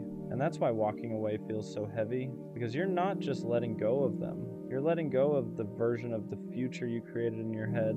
You're grieving something that never fully existed. That kind of loss is real. You'll miss the idea of them more than the person. You'll miss what you hoped they'd become, not what they actually showed you. And that's okay. Healing doesn't mean pretending it didn't matter. It means being honest about why it did and still choosing yourself anyway. You don't need closure from someone who couldn't communicate. You don't need answers from someone who avoided accountability. Their behavior already told you everything. Silence is an answer. Distance is a decision. Inconsistency is a choice. And once you stop chasing clarity from people who benefit from your confusion, you start reclaiming your power. You stop over-explaining. You stop proving your worth. You stop shrinking yourself to fit someone else's comfort. You realize you were never asking for too much. You were just asking the wrong person.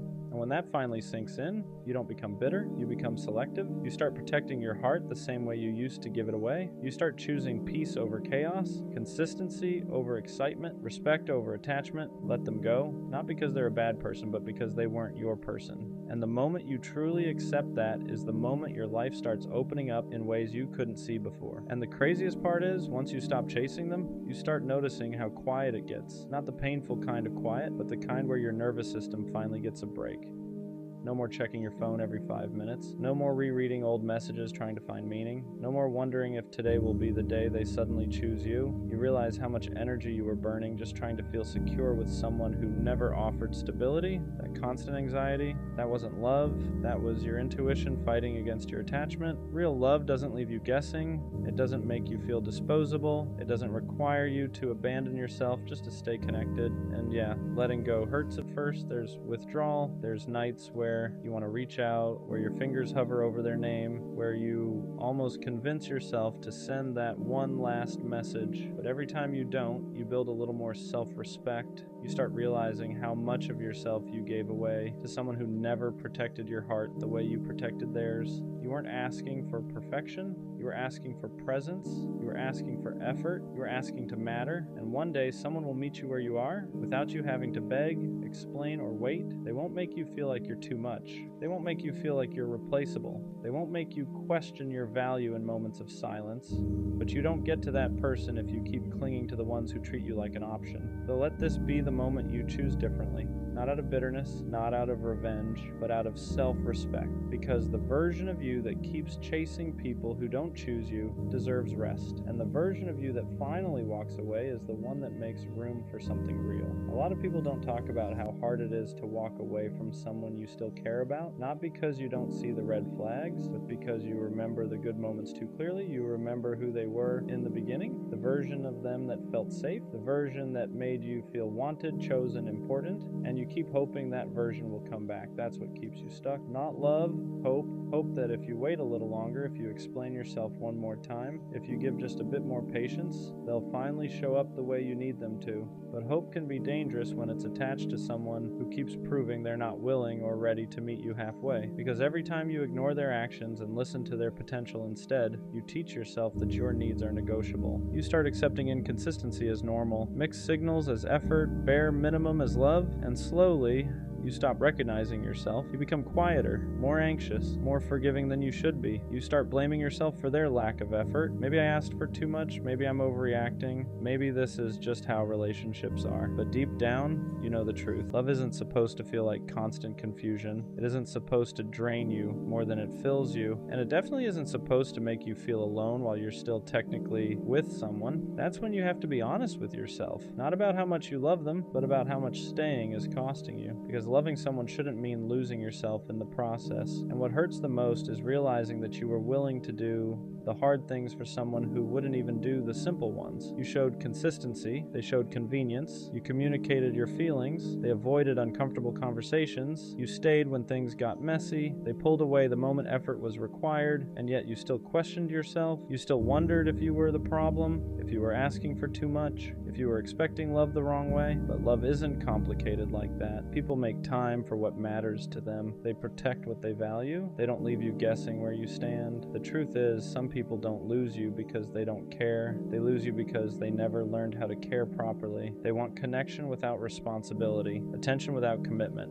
love without effort. And you can't teach someone how to show up if they don't want to. That's why leaving isn't weakness, it's self-respect finally getting louder than attachment. It's choosing peace over potential, reality over hope, self-worth over familiar pain. Walking away doesn't mean what you felt wasn't real. It means you finally decided that you are real too. And one day you'll look back and realize that the moment you stopped chasing was the moment your life got quieter, lighter, clearer. Because the right person won't make you feel like love is something you have to earn. They'll choose you without being convinced. You stayed longer than you should have because you believed in what could be, not what actually was. You kept replaying the good moments, convincing yourself they meant more than the silence, the distance, the excuses. You ignored the way your chest felt heavy every time you waited for a reply. You ignored how drained you felt after giving everything and receiving the bare minimum. That wasn't love making you tired. That was imbalance. Real love doesn't leave you anxious. It doesn't make you feel disposable. It doesn't turn your patience into pain. And the hardest truth to accept is that some people are comfortable letting you overextend as long as it benefits them. They don't stop you. They don't reassure you. They just take until one day you finally stop giving. And when you do, they feel it.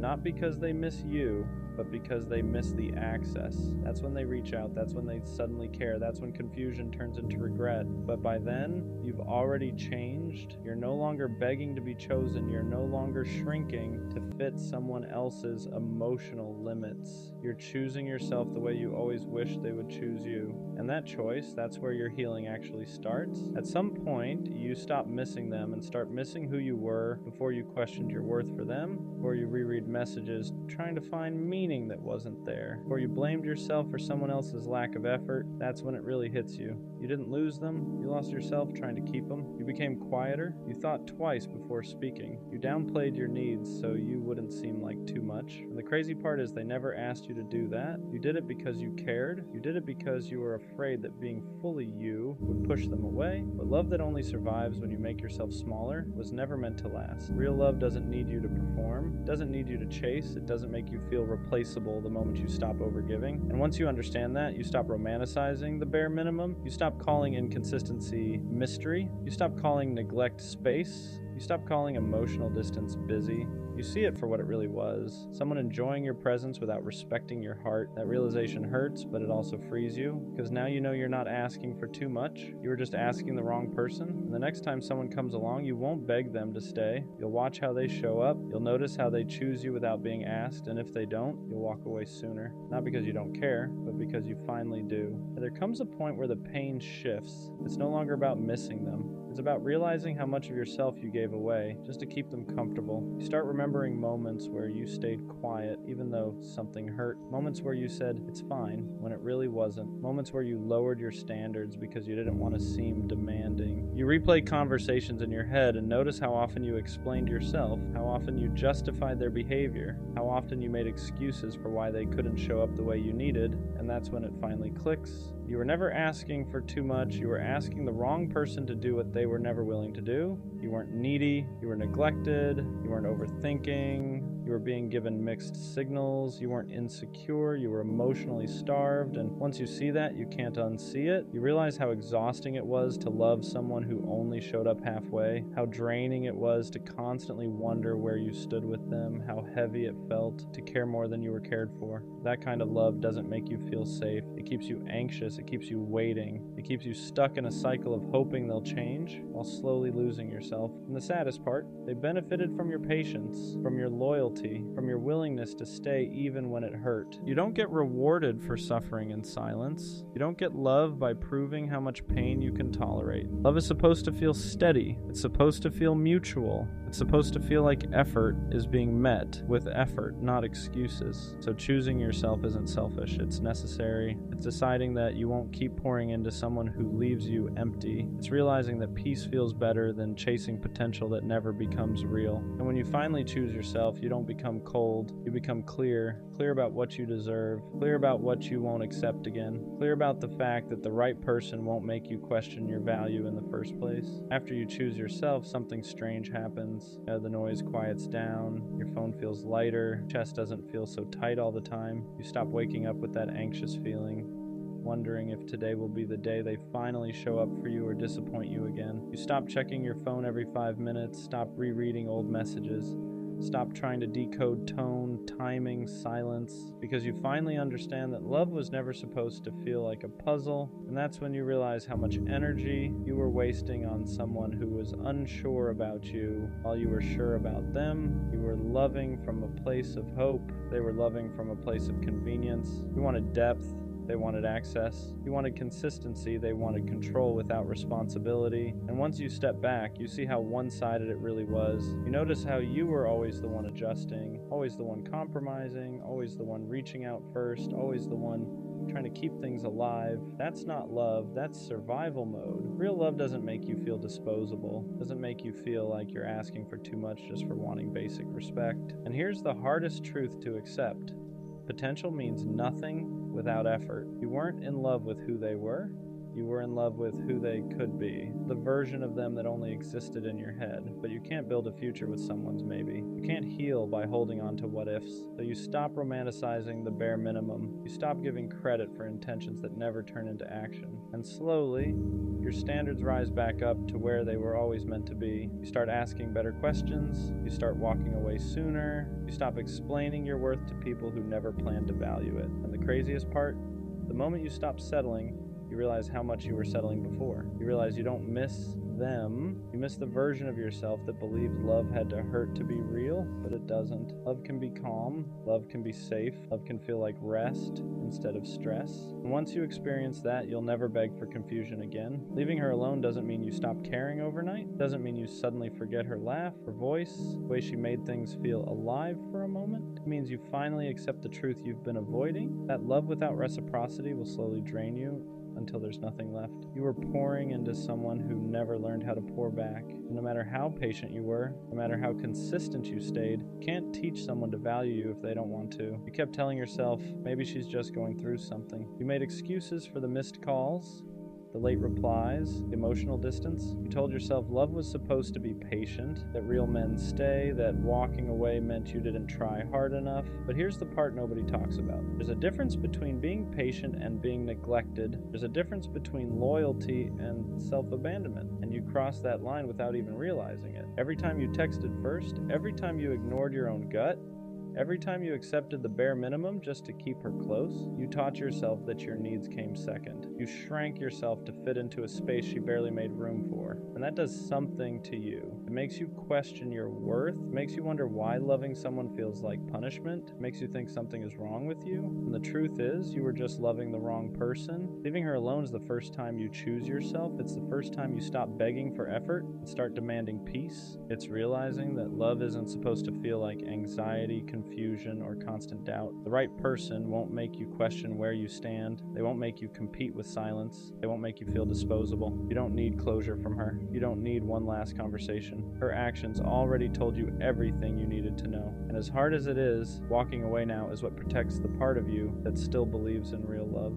Part of you that deserves consistency, reassurance, and effort without having to ask. This isn't about her anymore. It's about you learning that choosing peace is not weakness, it's growth. What hurts the most isn't even losing her. It's realizing how long you stayed when your heart was begging you to leave. It's remembering all the moments you felt small but ignored it because loving her felt bigger than loving yourself. You didn't stay because you were weak. You stayed because you hoped, because you saw potential, because you believed that if you loved hard enough, showed up enough, proved yourself enough, things would change. But love doesn't work like that. You can't love someone into choosing you. You can't be consistent enough to make someone consistent back.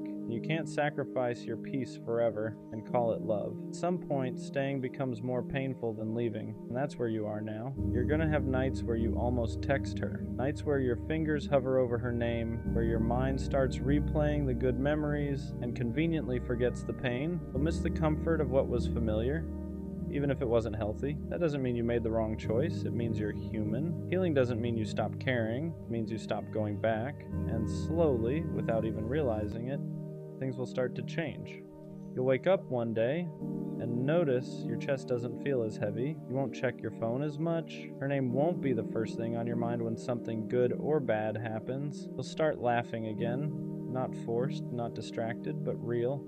You'll start feeling like yourself again. That's when you'll understand why it had to end. Not because she was evil, not because you were unlovable, but because she wasn't capable of meeting you where you stood. And staying would have cost you parts of yourself you can't afford to lose. One day, someone will choose you without hesitation, without confusion, without making you question your worth. And when that happens, you'll look back and realize leaving her alone was the moment your life finally started loving forward. And listen, there's something nobody really prepares you for after you finally walk away. The quiet, not the peaceful kind at first, the kind where there's no chaos, no waiting on replies, no wondering if today will be the day she finally shows up the way you need her to. That silence can feel uncomfortable because you got used to emotional noise, you got used to the highs and lows, the hope, the disappointment, the cycle, and when it's gone, your mind almost panics like it lost something important. But what it really lost was the stress.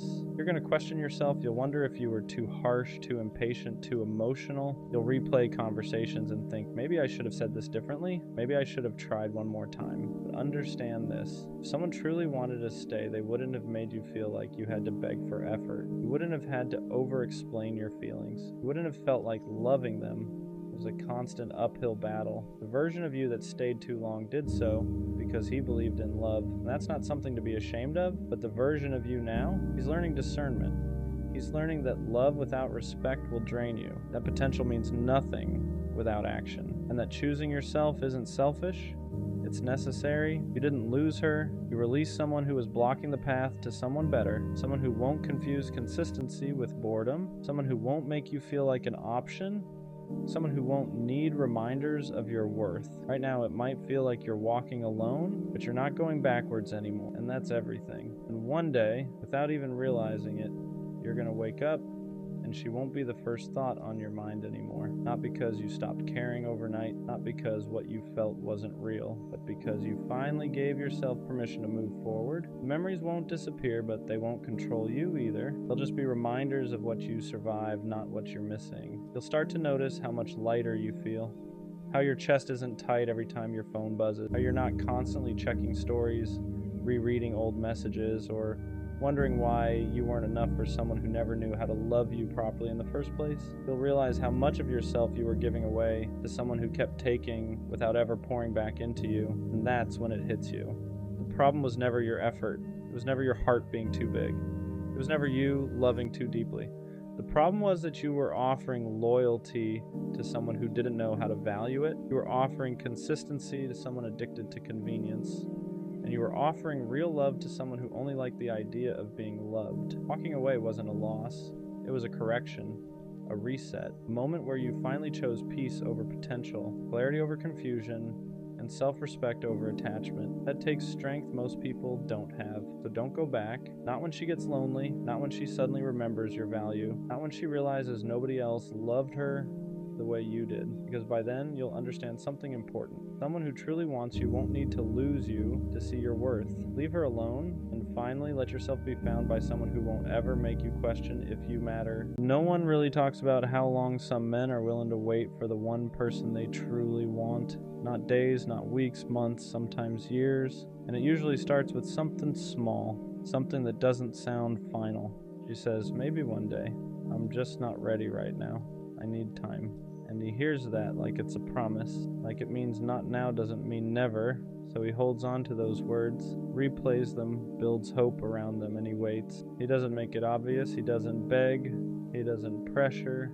He waits quietly, patiently, convincing everyone, including himself, that he's fine. Because when a man sees you in his future, when he's already chosen you in his heart, waiting feels easier than letting go. He tells himself she's healing. She's figuring things out. She'll come back when she's ready. And sometimes it's hard to tell if that kind of waiting is beautiful or self-destructive, because love like that is rare. A man who's willing to pause his own needs, put his feelings on hold, stay loyal to the idea of you without knowing if you'll ever choose him back. That's not weakness, that's commitment. But commitment without clarity can slowly break someone. So if you have a man like that, someone willing to wait while you sort through your life, you can't treat that lightly. Take the time you need, heal what you need to heal, do what you need to do, but don't let him wait if you already know you're not coming back. Because the cruelest thing is letting someone hold on to hope when all that's waiting for them is disappointment. A lot of men won't walk away. They'll keep telling themselves one more month, one more sign, one more chance, not because they're desperate, but because they care. So if you can love him again, do it fully. And if you can't, tell him, don't make him wait just to slowly lose himself loving someone who was never going to return. What people don't see is what waiting does to him. Not on the outside. He looks fine. He still shows up. Still laughs at the right moments, still pretends he hasn't built his days around the possibility of you coming back. But inside, everything everything is on pause. He doesn't let himself move on, doesn't let himself get close to anyone else, doesn't let himself fully hope or fully let go, because doing either would feel like betraying the future he pictured with you. So he lives in the middle, not chosen, not free, just waiting. He rereads old messages looking for reassurance that maybe he didn't imagine the connection. He remembers how you looked at him, how you laughed with him, how real it felt, and that's what keeps him there.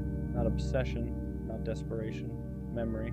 He tells himself real love requires patience, that if it's meant to be, it'll come back around. But patience without direction starts turning into quiet pain, because every time you say, "I don't know yet," he hears, "Not now, but maybe," and maybe is enough to keep him holding on. What breaks him isn't waiting itself. It's not knowing whether the waiting means something to you too. He would wait longer if he knew it mattered. He would walk away if he knew it didn't. But uncertainty keeps him stuck, and the longer he stays there, the more of himself he puts on hold. His needs, his timing, his chance to be loved fully, all for someone who may never come back. And that's the part no one talks about. Waiting doesn't just cost time, it costs pieces of him he doesn't realize he's giving away. At some point, the waiting starts asking questions back, not out loud, not in a way he can easily answer, just quiet thoughts that show up late at night when there's nothing left to distract him. Am I being patient, or am I just afraid to let go? Because there's a difference. Patience comes with trust, with direction, with some kind of reassurance that the waiting has meaning, but what he has is uncertainty. He's not waiting because he's calm. He's waiting because walking away would mean admitting that the future he imagined might never happen. And that's harder than staying still, so he tells himself stories. That love is supposed to hurt a little, that timing matters more than readiness, that if he just proves he's loyal enough, consistent enough, understanding enough, it'll all make sense one day. But love isn't supposed to feel like erasing yourself. It isn't supposed to require putting your life on hold indefinitely. It isn't supposed to make you question whether your needs matter at all. Still, he stays. His hope is quiet, but it's persistent. He whispers things like, "She'll come back. She just needs time. It'll be worth it." And as long as that voice exists, letting go feels like failure, like giving up on something real. What scares him most isn't the idea of her choosing someone else. It's the idea that she might never choose anyone, and he still waited anyway. That he might look back one day and realize he sacrificed his own chance to be loved fully for someone who was never coming back. And that realization doesn't make him angry, it makes him tired. Because waiting stopped feeling romantic a long time ago. Now it just feels heavy. And deep down, he's starting to understand something he's been avoiding. Love shouldn't feel like standing still while life passes you by. There comes a moment when waiting stops feeling like love and starts feeling like self-abandonment. It doesn't happen all at once. There's no dramatic breaking point. It's quieter than that.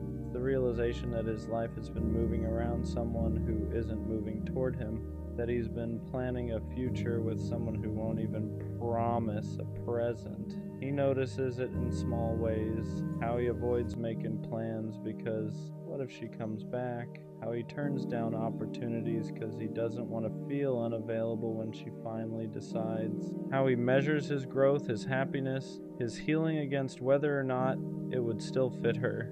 And that's when it hits him. Waiting has slowly become a way of disappearing, not because he doesn't love her, but because loving her has started costing him himself. He tells himself love requires sacrifice, but sacrifice isn't supposed to be one-sided. Real love doesn't ask you to pause your entire life without offering anything solid in return. And for the first time, he lets himself ask a dangerous question. If she never comes back, would this still have been worth it? That question hurts because the answer isn't immediate, because a part of him still wants to believe that patience will be rewarded, but another part, the quieter, tired part, knows something has to change. He starts realizing that choosing himself doesn't mean he loved her less. It means he finally loved himself enough to stop waiting in uncertainty. Letting go doesn't erase what they had. It doesn't make the feelings fake. It doesn't turn the waiting into a mistake. It just means he's done confusing hope with a promise, because love shouldn't require you to disappear quietly just to prove you're loyal. And walking away doesn't mean he stopped caring. Sometimes it means he cared enough to stop hurting himself in silence. Letting go hurts differently than waiting ever did. Waiting was familiar, painful but predictable. It gave him something to hold on to, even if that something was uncertainty. Letting go feels like free fall, because when he finally stops waiting, there's no future version of them to lean on anymore. No, maybe one day. No imagined moment where she finally says she's ready. Just silence, and that silence is loud at first. He feels it in the empty spaces where hope used to sit, in the routines he built around the idea of her coming back. For a while he doesn't know who he is without the waiting, because waiting gave his love direction. It gave his patience purpose. It made the pain feel meaningful. Now he has to sit with something harder, grief, not just for her, but for the version of himself who believed love always meant endurance. He realizes how long he ignored his own needs, how often he told himself later, instead of asking for what he deserved now. And that realization stings, because he wasn't weak, he was loyal. He just stayed loyal to someone who couldn't meet him where he stood. Healing doesn't come all at once. Some days he still wonders if he gave up too soon, if one more month would have changed everything. But then he remembers how heavy the waiting felt, how small his world had become, how much of himself he put on hold. And slowly something shifts. He starts choosing himself in quiet ways. He makes plans without hesitation. He opens himself to new moments without checking if they'd interfere with the future that no longer exists. And for the first time in a long time, his life starts moving forward again. Letting go didn't mean he stopped loving her. It meant he stopped abandoning himself. And that's when healing actually began. After the waiting ends, there's a strange emptiness that follows, not because he lost her, but because he lost the version of himself that believed love had to hurt to be real. For a long time, his worth was tied to patience, to loyalty, to how much he was willing to endure without being chosen back. And when that chapter closed, he didn't immediately feel strong. He felt unsure, because when you spend so long putting someone else first, you forget what it feels like to be a priority in your own life. He starts noticing it in small moments, how uncomfortable it feels to ask for what he needs, how he second guesses himself when someone shows interest too easily, because ease feels unfamiliar now. He was used to earning affection, proving commitment, waiting quietly without complaint, so when someone shows up without confusion or hesitation, it almost feels wrong. Like love should require more suffering than this. That's when he realizes how deeply the waiting shaped him. He didn't just pause his life, he learned to minimize himself. He learned that his needs could wait, that his feelings were negotiable, that love meant staying even when nothing was being offered in return. Unlearning that takes time. He has to remind himself that love isn't supposed to feel uncertain, that commitment doesn't mean self-erasure, that being chosen shouldn't feel like a reward for endurance. Slowly he starts rewriting the rules. He lets himself want clarity. He lets himself walk away when something feels one-sided. He stops confusing consistency with compatibility, and piece by piece his sense of worth comes back. Not because someone else validates it, but because he no longer abandons himself to keep someone else comfortable. He waited because he meant it, but now he understands something important. The right person won't need him to suffer quietly to prove his love. They'll meet him where he stands. Waiting leaves marks, not obvious ones. Nothing you can point to and explain easily. But after someone has waited that long, they don't love the same way again. He becomes more careful, not closed off, just aware, because once you've given that much patience to the wrong person, you learn how expensive your loyalty really is. He no longer rushes into hope, no longer builds futures in his head without evidence in the present, not because he's bitter, but because he knows what it costs to believe too soon. He listens differently now. When someone says, "I'm not ready," he hears it clearly. When someone says, "I don't know what I want," he doesn't translate it into possibility. He takes words as they are, not as promises he can grow hope around. That doesn't make him cold, it makes him intentional. He still loves deeply, still commits fully, but only where clarity exists, because waiting taught him that love shouldn't feel like uncertainty stretched over time. He no longer tries to prove his worth through endurance. He doesn't stay where effort isn't mutual. He doesn't confuse potential with reality. And that makes him harder to lose, not because he withholds love, but because he now knows when to walk away. He understands that choosing someone means choosing himself too. That real connection doesn't ask him to pause his life indefinitely. It doesn't ask him to suffer quietly just to stay loyal. Waiting didn't break him, it refined him. It taught him what love isn't, though he could finally recognize what it is. And when he loves again, it won't be out of fear of losing. It will be out of certainty. The next time he loves someone, it won't start with waiting. It'll start with clarity, because once you've waited that long for someone who couldn't meet you halfway, you stop confusing effort with connection. He won't wonder where he stands anymore.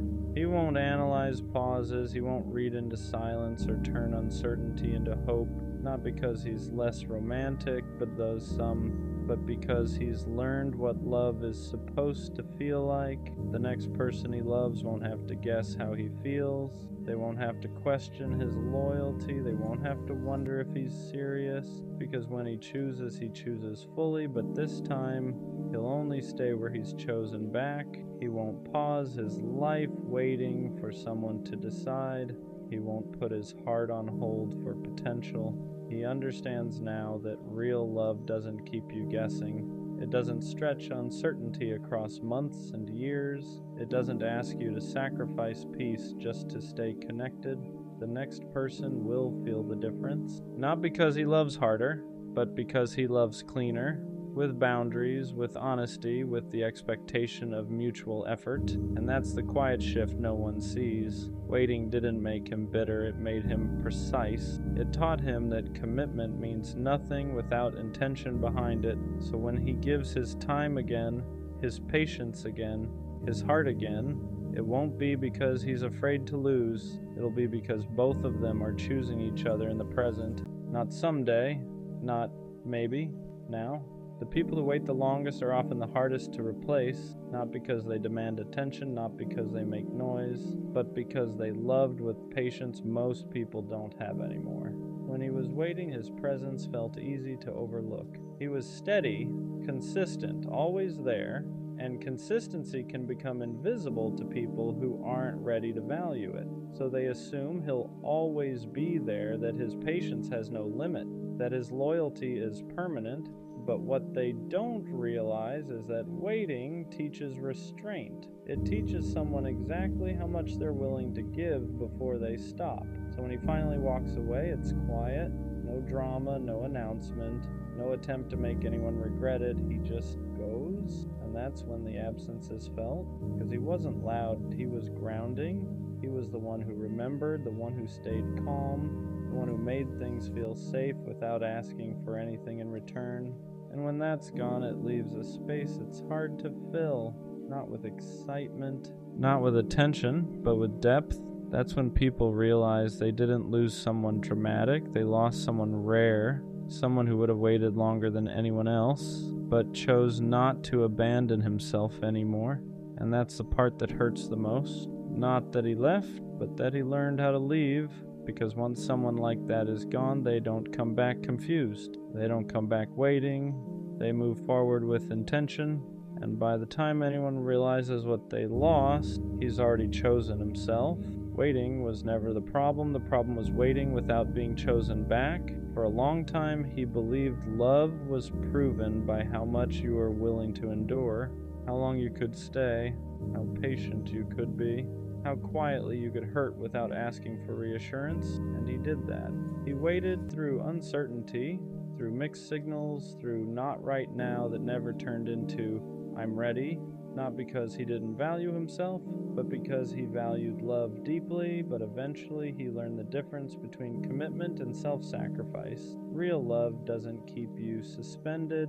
It doesn't ask you to pause your life while someone decides if you're worth choosing. Real love meets you where you are, and the moment he understood that, waiting lost its meaning, because waiting only makes sense when both people are moving toward each other, even slowly, not when one person is standing still hoping to be picked someday. Walking away wasn't easy. It didn't feel empowering at first. It felt like grief. Grief for the future he imagined. Grief for the version of himself who believed patience would be rewarded no matter the cost. But over time, that grief turned into clarity. He realized something simple but life-changing. Love should feel mutual, certain, chosen in the present, not promised someday. So now, when he looks back on the waiting, he doesn't see weakness. He sees proof that he can love deeply. But he also sees the moment he learned to stop giving that depth to people who couldn't return it. He waited because he meant it, but he walked away because he finally understood that the right person won't need him to wait at all. They'll choose him clearly, willingly, and without hesitation, and that's not something you ever have to earn by putting your life on hold. Being a teenager and going through this, it's different, because it's your first time feeling everything this deeply. The first time you stay up late just to talk to someone. The first time your mood depends on a notification. The first time you actually care if someone stays or leaves, and you don't even realize how much it's affecting you at the time. You just think, this is what it's supposed to feel like, so you give everything. Your time, your attention, your energy. Because to you at that age, you don't know how to control how much you feel. Nobody teaches you that. There's no balance, no take it slow. You just go all in without even realizing it. Because when something feels real for the first time, you don't question it. You don't think about protecting yourself. You don't think about what could go wrong. You don't think about whether the other person feels the same way. You just feel it. And you let it take over everything. Your whole day starts revolving around them. You wake up and check your phone first thing. You wait for their message like it actually means something. You reread conversations like there's something hidden in them. And the craziest part?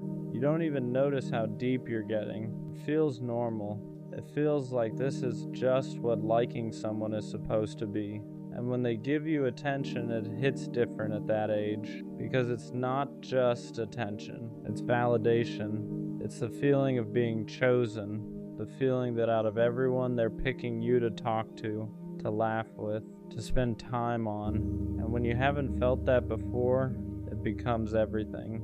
That's why you start giving more time, more energy, more of yourself. You stay up later than you should just to talk to them. You ignore other things just to keep the conversation going. You make space for them in your life without even realizing how much space you're giving. And in your head, you think it's mutual. You think they feel it the same way you do. Because why wouldn't they? They're replying. They're talking. They're there. So it must mean something, right? But that's the part nobody tells you when you're younger. Just because someone is there doesn't mean they're there the same way you are. And you don't realize that yet. Not until things start changing. And when things start changing, you don't accept it right away. You feel it. But you don't accept it, because at that age, your first instinct isn't to walk away, it's to hold on tighter. You start overthinking everything. Why did they reply slower? Why do they seem different? Did I do something wrong? And instead of pulling back, you lean in. You text more. You try harder to keep the conversation alive. You become more available, more understanding, more patient, because in your head, if something is slipping, you don't let go. You fix it. But what you don't realize is you're the only one trying to fix something. And that's where it starts to hurt. Not all at once, slowly. You start noticing the little things. The way they don't text like they used to. The way conversations feel shorter. The way you're the one carrying most of it now. And it's confusing. Because just a little while ago, everything felt easy. So you keep chasing that version, the version of them that made you feel wanted, the version that stayed up late with you, the version that made it feel like you mattered. And every time they show a little bit of that again, it resets everything. You think, okay, it's back. You think maybe it was just a phase, maybe you were overthinking, maybe everything is fine, but it never stays. It comes back for a moment, then disappears again. And that's when you start feeling something you've never really felt before. Not just sadness, not just confusion, but the feeling of caring more than someone else. And when that hits you for the first time, at that age, it changes you. That feeling of caring more than someone else, it's something you don't understand the first time it happens. Because in your head, you're thinking, how can I care this much and they don't feel the same? It doesn't make sense. You replay everything, all the conversations, all the late nights, all the moments that felt real, and you start questioning all of it. You wonder if you imagined it, if you read too deep into things, if you made something bigger than it actually was. Because how does something feel that real and still end up one-sided? So you try to fix it, not directly, but in small ways. You change how you text, you try to be more interesting, you try to say the right things, you become more aware of everything you do, because now you're trying to hold on to something that's already slipping. And the worst part is, they don't even realize what you're going through. To them, it's just a shift, just a change in how they feel. But to you, it feels like everything is falling apart, because at that age, you don't separate your feelings from your identity.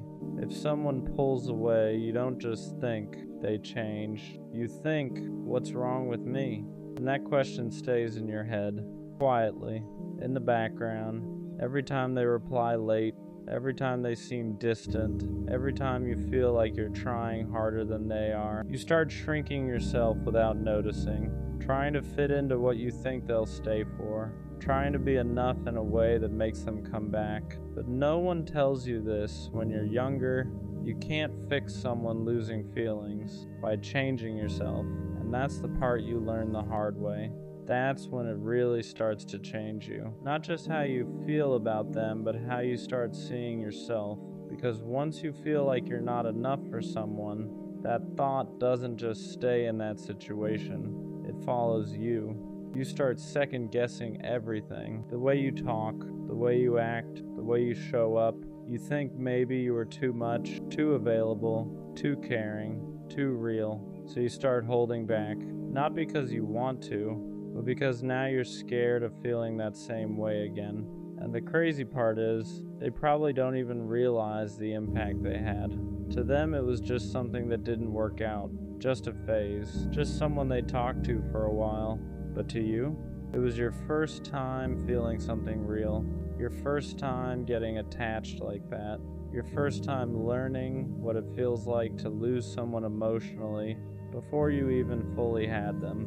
And that sticks with you, because now you know what it feels like to give everything and not get it back the same way. So the next time something like that comes around, you're not the same. You hesitate, you think more, you hold back parts of yourself you used to give freely. And that's when your teenage years start teaching you something nobody explains to you directly. Not everyone you feel something real with is meant to stay. After that, you start realizing something you didn't understand before. Not everyone feels things the same way you do. Because in your mind, if something feels real, it should mean something. It should last. It should turn into something more. But reality doesn't always work like that. Someone can talk to you every day, laugh with you, stay up late with you, make you feel like you matter, and still not feel it the same way you do. And that's confusing when you're younger, because you don't understand how something can feel so real and still not be real to them. So you start questioning everything, not just them, but the whole idea of what you felt. You think, was it even real? Did I just imagine it? Did I care more than I should have? But the truth is, it was real, just not equal. And that's a hard lesson to learn that early, because now you're not just dealing with feelings, you're dealing with imbalance. You start realizing you are the one initiating more, the one caring more, the one thinking about them more, the one building something in your head that they were just experiencing in the moment. And once you see that, you can't unsee it. That's when things shift inside you. Not loudly, but quietly. You stop looking at it like something that ended and start seeing it for what it actually was. Something that meant more to you than it ever did to them. And once that realization settles in, you start changing in ways you don't even notice at first. You're not as quick to open up anymore. You don't say everything on your mind like you used to. You don't give your time as freely, because now you've seen what happens when you do. Not that you don't care anymore, it's that you care differently, more carefully, more guarded. Because before, you didn't think twice about it. If you liked someone, you showed it. If you cared, you gave it fully. No hesitation, no second guessing. But now, there's a pause, a moment where you think, is this even worth it? And that pause comes from experience, from that first time you gave everything and realized it didn't guarantee anything. So now you move smarter, you watch actions more, you notice effort more, you pay attention to how someone shows up, not just what they say.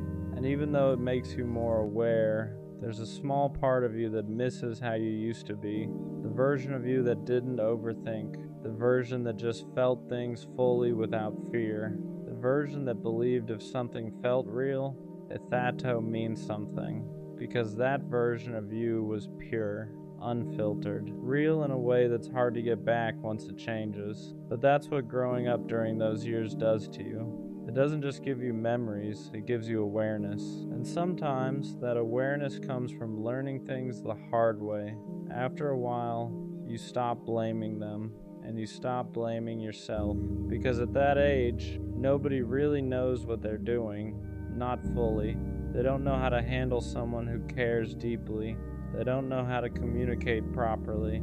They don't know how to leave without hurting someone. And you don't know how to protect yourself yet. So everything becomes intense. The good feels really good. The bad feels really bad. There's no balance, just highs and lows. And looking back, you start realizing something important. It wasn't meant to last. It was meant to teach you. It taught you what effort looks like, what inconsistency feels like, what it means to care more than someone else, and most importantly, it taught you what you should never accept again. Because once you've felt that imbalance, you recognize it faster next time. You don't stay as long. You don't ignore the signs as easily, not because you don't care anymore, but because now you understand your value a little more than you did before. And that's the shift. You're not the same person you were at the start of it. You're more aware, more careful, more intentional. And even though it came from something that hurt, that growth, that stays. And when you look back on it later, you don't just remember the person. You remember the version of you that existed during that time. The version of you that felt everything without holding back. The version of you that stayed up late just to talk to someone. The version of you that gave your time, your energy, your attention without thinking twice about it. And yeah, that version of you got hurt, got confused, got left trying to understand something that didn't make sense. But that doesn't make it a mistake. It makes it real.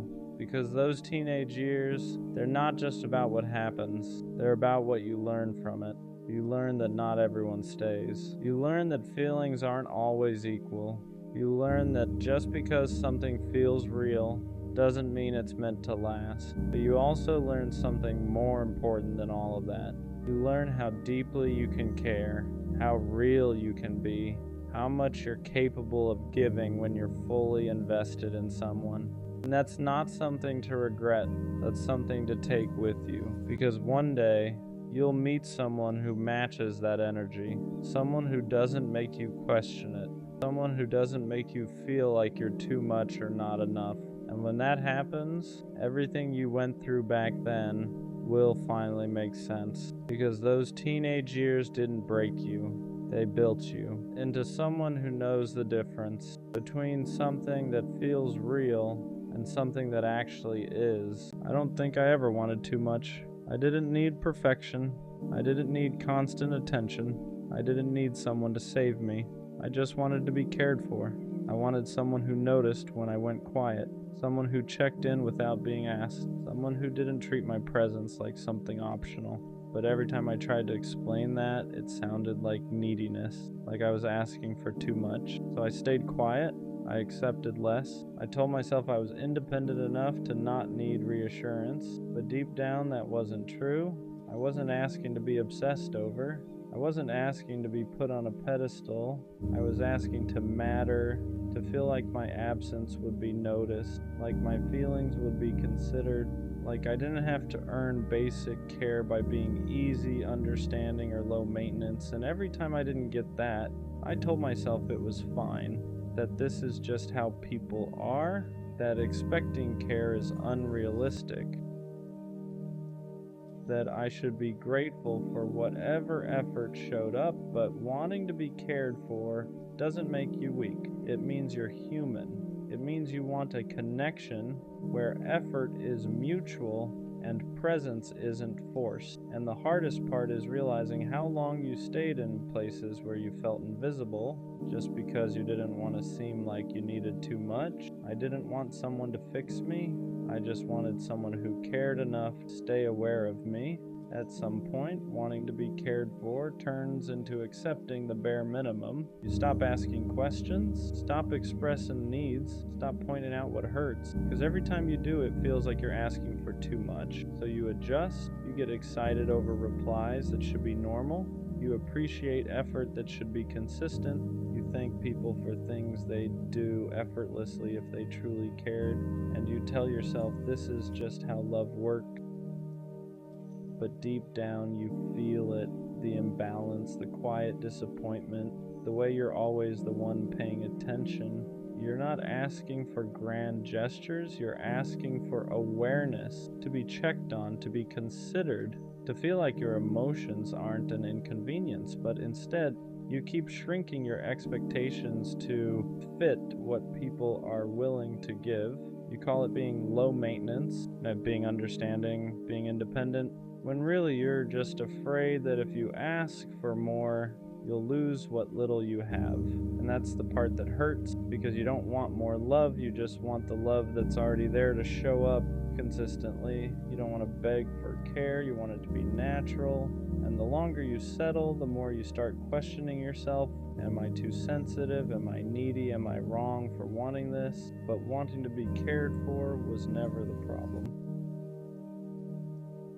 Staying where you're barely noticed is. Pretending you don't need care slowly disconnects you from yourself. You start ignoring your own feelings before anyone else can. You tell yourself you're fine even when you're not. You swallow disappointment and call it maturity, because admitting you want care feels risky. It feels like giving someone power to decide whether you're too much, so you choose silence instead. You become the easy one, the understanding one, the one who doesn't ask for reassurance or consistency or emotional presence. And people like that version of you because it asks for nothing, but inside something starts to dull.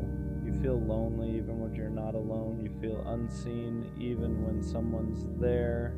You start questioning whether your needs are even valid anymore. That's when you know you've gone too far. Not by wanting care, but by convincing yourself you don't deserve it. You weren't meant to love people from a distance. You weren't meant to be strong at the cost of being felt. Care isn't weakness. Wanting it isn't dependency. It's connection. And the moment you deny yourself that truth, you don't just lose it from others, you lose it from yourself. There's a moment where it finally hits you. You've been caring for everyone else while no one was really caring for you.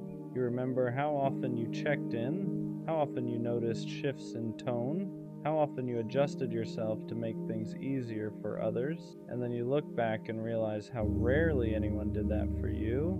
No one asked if you were okay when you went quiet. No one noticed when your energy changed. No one slowed down enough to really see you. And that realization hurts in a quiet, heavy way, because you weren't asking for perfection. You weren't asking to be prioritized above everything. You were asking for reciprocity. To feel like your presence mattered as much as you made theirs matter. That's when the exhaustion sets in. Not physical tiredness, ambrosios, emotional fatigue. The kind that comes from always being the one who cares first, who understands more, who gives grace even when it costs you. You start wondering how you became so good at holding space for people who never learned how to hold it for you. And the truth is uncomfortable. You taught them it was okay to lean on you without leaning back, to receive care without returning it, not because you wanted imbalance, but because you didn't want to feel abandoned. And realizing that is both painful and clarifying, because it shows you something important. You weren't asking for too much, you were just asking it from the wrong people. That realization changes how you choose people. You stop being impressed by words. You stop getting attached to potential. You stop mistaking attention for care, because now you know the difference. Care looks like consistency. It looks like remembering. It looks like showing up even when it's not convenient. So you start paying attention to who checks in without being prompted, who notices when you're off, who doesn't make you explain why you need what you need. And at first that makes your circle smaller. You walk away from people you once would have stayed for. You stop overextending. You stop being the only one holding things together. Not because you don't care anymore, but because you finally care about yourself too. You don't chase care now. You don't hint at it. You don't downplay your needs to make someone comfortable. You let people show you how they show up. And if they don't, you don't argue with it. You don't try to teach them how to care. You accept the information and move accordingly, because wanting to be cared for isn't a flaw, it's a boundary. And the moment you start honoring it, you realize something important. You'd rather be alone than be surrounded and still feel unseen. Choosing yourself feels lonely at first, not because you made the wrong choice, but because you stopped filling the silence with people who never really saw you. You notice the absence quickly, the lack of constant conversation, the quiet that comes when you're no longer overgiving just to stay connected. And that quiet can be uncomfortable, because for a long time, being needed made you feel valued. Being available made you feel important. Being the one who cared most made you feel like you belonged. Now you don't do that anymore. You don't reach out first every time. You don't check in when it's never returned. You don't hold space for people who won't hold it for you. And yes, that leaves gaps, but those gaps feel different than the loneliness you had before. Before you were lonely even when surrounded by people.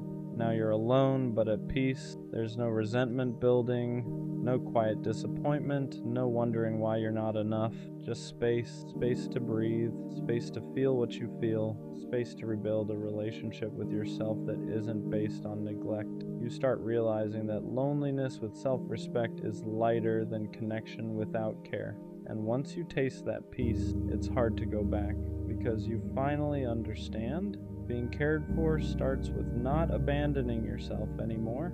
Learning how to receive care is harder than giving it. That part surprised me. I was always good at showing up, at checking in, at being thoughtful without being asked. But when someone tried to do that for me, I didn't know how to relax into it. I questioned it. I downplayed it. I felt uncomfortable being the one who was noticed, because for so long, care felt conditional, like something you earned by being useful, easy, understanding. So when someone offers it freely, without you proving anything, your first instinct is to brace yourself. You wait for it to disappear, you look for the catch, you assume it won't last, and that's not because you don't want care, it's because you're not used to it being consistent. You're used to being the giver, the supporter, the one who adapts. So receiving feels vulnerable in a way giving never did. It means letting someone see you without performing. letting yourself need without apologizing, letting care exist without questioning your worthiness of it. That takes unlearning. It takes time to believe that you don't have to exhaust yourself to deserve tenderness. And I'm still learning that, still reminding myself that care doesn't have to be chased, earned, or negotiated. Sometimes it's just there, and allowing it in is the bravest thing you can do after spending so long surviving without it. At some point, you stop asking why people don't care. You stop replaying conversations, stop analyzing tone, stop wondering what you could have done differently, because that question only keeps you stuck chasing explanations instead of truth. So you ask a different question: who actually shows up for me? Not who says they care, not who means well, not who shows interest when it's easy, but who checks in consistently, who notices when you're quiet, who doesn't disappear when you need space or reassurance or time. And the answer is usually smaller than you expect: fewer people, less noise, more clarity. That realization hurts, but it also simplifies everything. You stop pouring into people who only take. You stop investing in connections that leave you feeling unseen. You don't make announcements. You don't explain your shift. You just move differently. You protect your energy. You reserve your care for those who return it naturally. And slowly you stop feeling desperate to be noticed, because you're no longer surrounding yourself with people who make you feel invisible. Care stops being something you beg for and starts being something you recognize. And that's when you finally understand being cared for isn't about convincing people to treat you better. It's about choosing the ones who already do. Wanting to be cared for doesn't make you needy. It makes you honest. Needy is asking someone to fill a void they didn't create. Needy is expecting one person to carry everything for you. But wanting care, that's wanting reciprocity. That's wanting your effort to be met, your presence to be valued, your emotions to be considered. You're not asking someone to revolve their life around you. You're asking them to see you. And somewhere along the way, you were taught that asking for that was too much. So you minimized yourself. You softened your needs. You told yourself independence meant not needing anything from anyone. But that wasn't strength. That was self-denial, because even the strongest people need to feel cared for sometimes, need to feel noticed, need to feel like their existence matters to someone else. You don't want care because you can't survive without it. You want it because connection is part of being human. And the moment you stop shaming yourself for wanting that, everything changes. You stop apologizing for your needs. You stop pretending you're okay with being overlooked. You stop accepting crumbs just to feel included. You realize something important. You're not asking for too much. You're asking the wrong people. At the end of all this, I realized something simple. Wanting to be cared for is not something I negotiate anymore.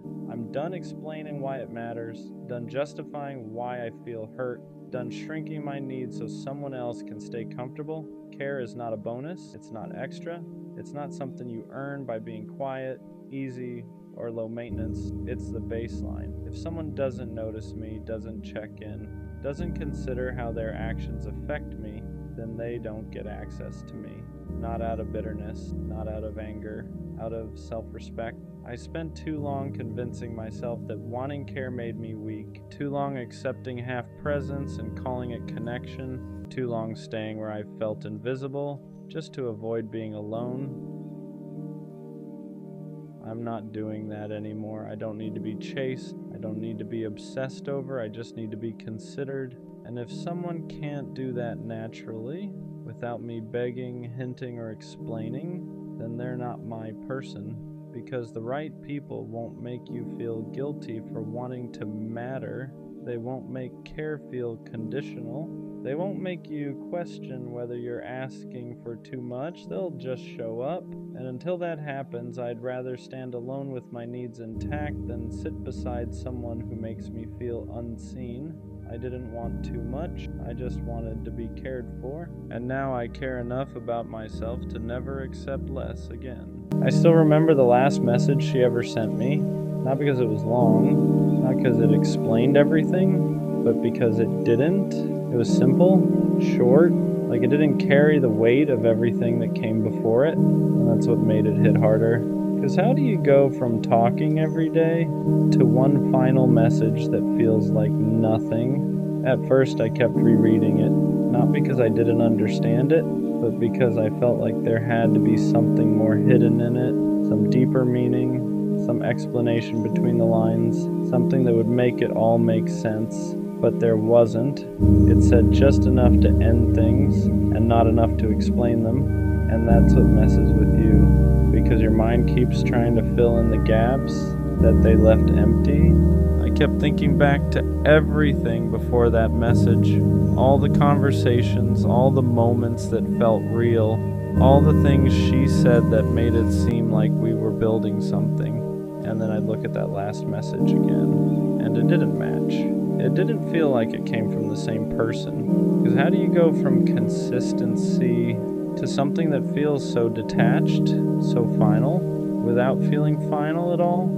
The hardest part wasn't even what she said, it was what she didn't say. No real explanation, no real accountability, no real closure, just something that closed the door without ever fully acknowledging what was behind it. And that leaves you stuck in a weird place, because you're not just dealing with an ending, you're dealing with questions that never got answers. For a while I wanted to reply, not to argue, not to convince her to stay, just to understand, to ask the questions that were sitting in my head. What changed? When did it change?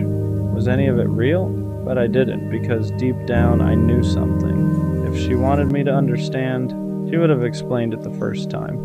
And that's a hard truth to accept, because it means the silence after that message was intentional, not confusion, not hesitation, a decision. She said what she wanted to say, and everything she didn't say was also part of that choice. After that, the conversation just stopped. No follow-ups, no checking in, no, how are you? Just silence. And silence hits different when you're used to hearing from someone every day. Because now it's not just quiet, it's absence. For a while I kept expecting another message, something more, something that would make it feel complete, but nothing came. And eventually, I had to accept something I didn't want to. That last message was really the last one. And over time, I stopped looking at it like something unfinished. I stopped expecting more, because sometimes closure doesn't come from another person.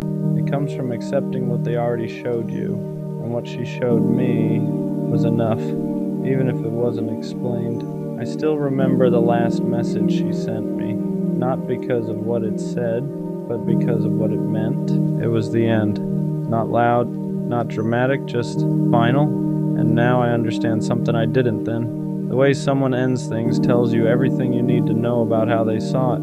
So I stopped waiting for another message, stopped looking for more words, because the last one was already saying everything it needed to, just not in the way I wanted. There wasn't a big moment, no argument, no dramatic ending, no clear, this is over. That's what made it worse, because the moment I realized she stopped loving me was quiet. It was in the way she talked to me, the way her voice didn't carry the same feeling anymore, the way everything sounded the same but felt different. And that's when it hit me. Nothing happened, but everything changed. At first I tried to ignore it, because when something shifts like that, your first instinct isn't to accept it, it's to explain it. Maybe she's just tired, maybe she's stressed, maybe she just needs time. So I kept talking to her like nothing changed. Like if I stayed the same, things would go back to how they were, but they didn't. The conversations were still there, but the feeling wasn't. She still replied, still answered, still kept things going just enough, but something was missing. That energy, that warmth, that feeling like she actually wanted to be there. And you can feel that difference even if you don't want to admit it.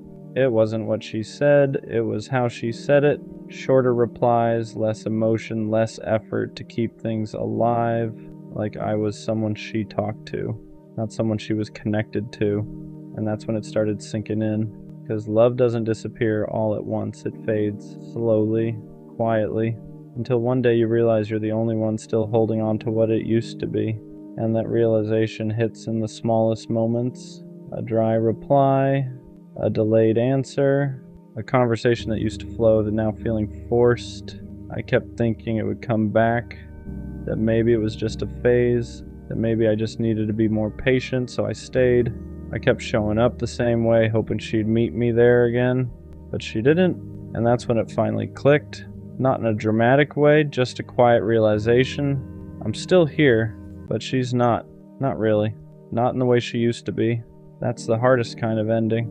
Because nothing officially ended, there's no clear moment to point at. Just a slow shift until you're standing in something that looks the same, but doesn't feel the same at all. And once you feel that, you can't unfeel it.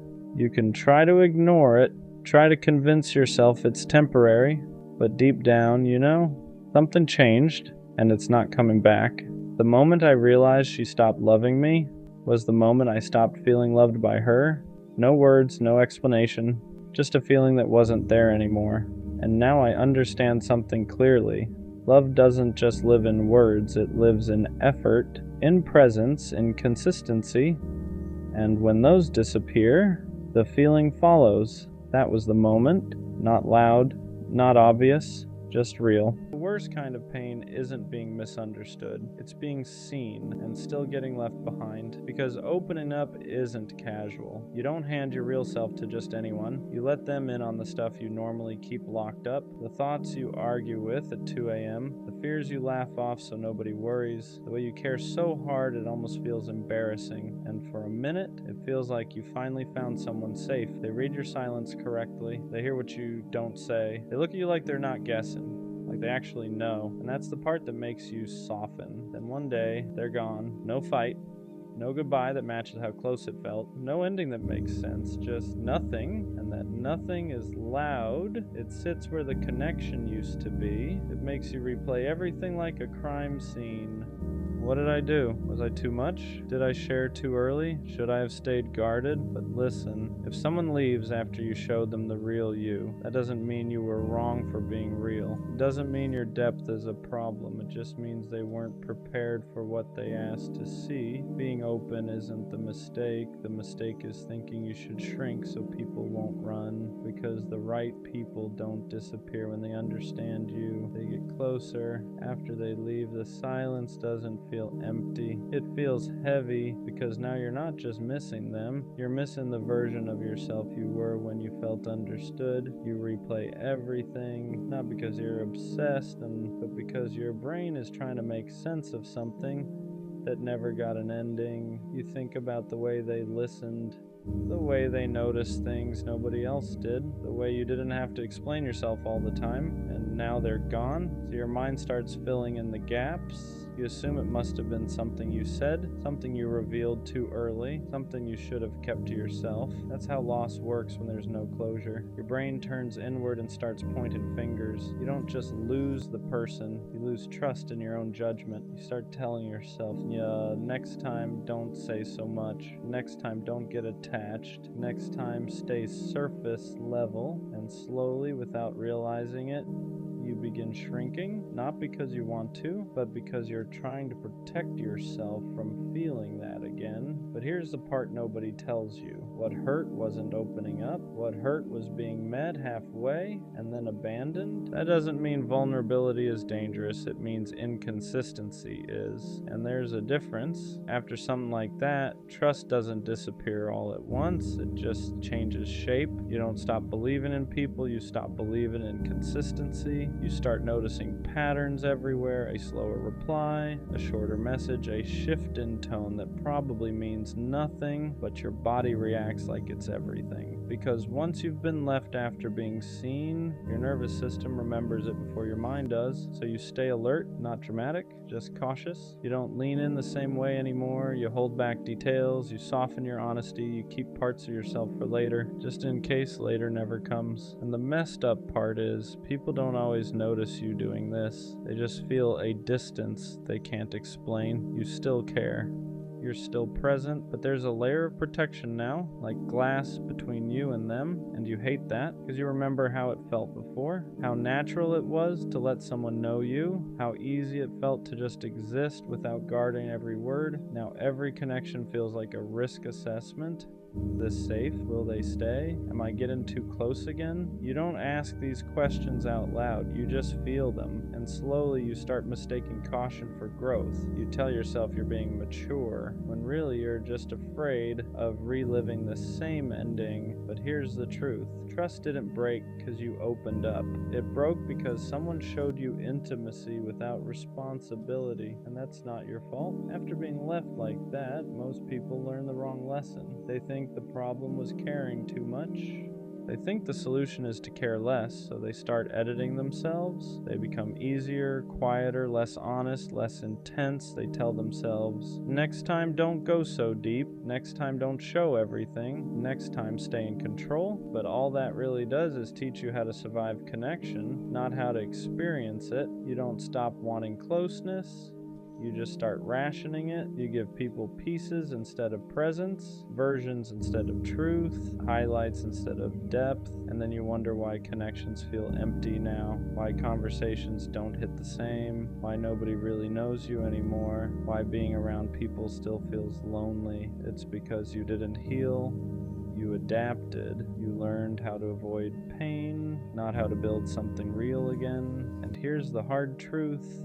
If someone can only stay when you're small, they were never meant to know you fully. Shrinking yourself doesn't protect you. It just delays the same outcome. Because the people who leave when you're honest would have left eventually anyway. All hiding does is make you lose yourself before they're even gone. At some point, you have to unlearn the lie that your depth is what pushed them away. Because if depth were the problem, it would hurt everyone the same. But it doesn't. Some people lean into it, others panic. And the difference has nothing to do with you. Depth only feels overwhelming to people who haven't met themselves yet. To someone who avoids their own emotions, your honesty feels like pressure, your awareness feels like exposure, your care feels like responsibility. So they leave. Not because you were too much, but because staying would have required them to show up in ways they weren't ready for. And that's important to understand. You weren't asking for perfection. You weren't asking for forever. You were just asking for presence, consistency, communication, effort that matched the closeness they accepted. That's not intensity, that's basic emotional accountability. But when someone isn't capable of that, they label it as too deep because it's easier than admitting they don't know how to stay. So no, your depth wasn't the problem. The problem was inviting someone into a space they didn't know how to hold. And that doesn't mean you should become lighter. It means you should become more selective. After something like this, a lot of people start punishing themselves without realizing it. They replay the moment over and over, looking for where they went wrong. They tell themselves, I should have seen it coming, I should have known better, I should have protected myself. But that's not growth, that's blame dressed up as reflection. You didn't fail by trusting, you didn't mess up by being open, you didn't lose because you cared, you just encountered someone who could only meet you halfway. And instead of letting that truth land, you turned it inward. You started questioning your instincts, your emotions, your ability to choose people. That's how one loss turns into self-doubt. You don't just grieve the person, you grieve your confidence in yourself, and slowly you start believing that maybe you're bad at choosing, that maybe your judgment can't be trusted. But here's what matters. You didn't misjudge their potential. You misjudge their capacity? Those are not the same thing. Someone can see you, feel close to you, even care about you, and still not be capable of staying. That doesn't mean your instincts are broken. It means you gave someone access before you saw their limits clearly. That's not something to punish yourself for. That's something to learn from without hardening, because the goal isn't to trust less, it's to trust wiser. Opening up again after something like that feels risky, not because you don't want connection, but because you don't want to disappear inside it. You move slower this time, not closed, just intentional. You stop rushing closeness. You let consistency show itself before attachment does. You watch how someone handles honesty, not just how they respond to it, because being open doesn't mean being available to everyone. It means choosing who earns access. You learn that real safety isn't instant chemistry. It's follow-through. It's effort that doesn't fade when things get quiet. It's someone staying curious instead of pulling away. And you stop over-explaining yourself. You don't justify your needs. You don't apologize for caring. You don't chase clarity from people who disappear. Instead of communicate, that's not walls, that's boundaries. You realize you don't need to prove your depth anymore. The right people recognize it without being overwhelmed. And for the first time, opening up doesn't feel like self-abandonment. It feels like alignment. You're still honest, still real, still deep, just no longer handing your heart to people who haven't shown they can hold it. At the end of all this, you start to understand something important. The people who stay don't make you feel confused. They don't disappear when things get real. They don't make you guess where you stand. They don't make you question whether being yourself was a mistake. They stay because they see you, not in spite of it. They don't flinch at your depth. They don't rush you to be easier. They don't treat your honesty like a burden. They meet you with steadiness, not perfection.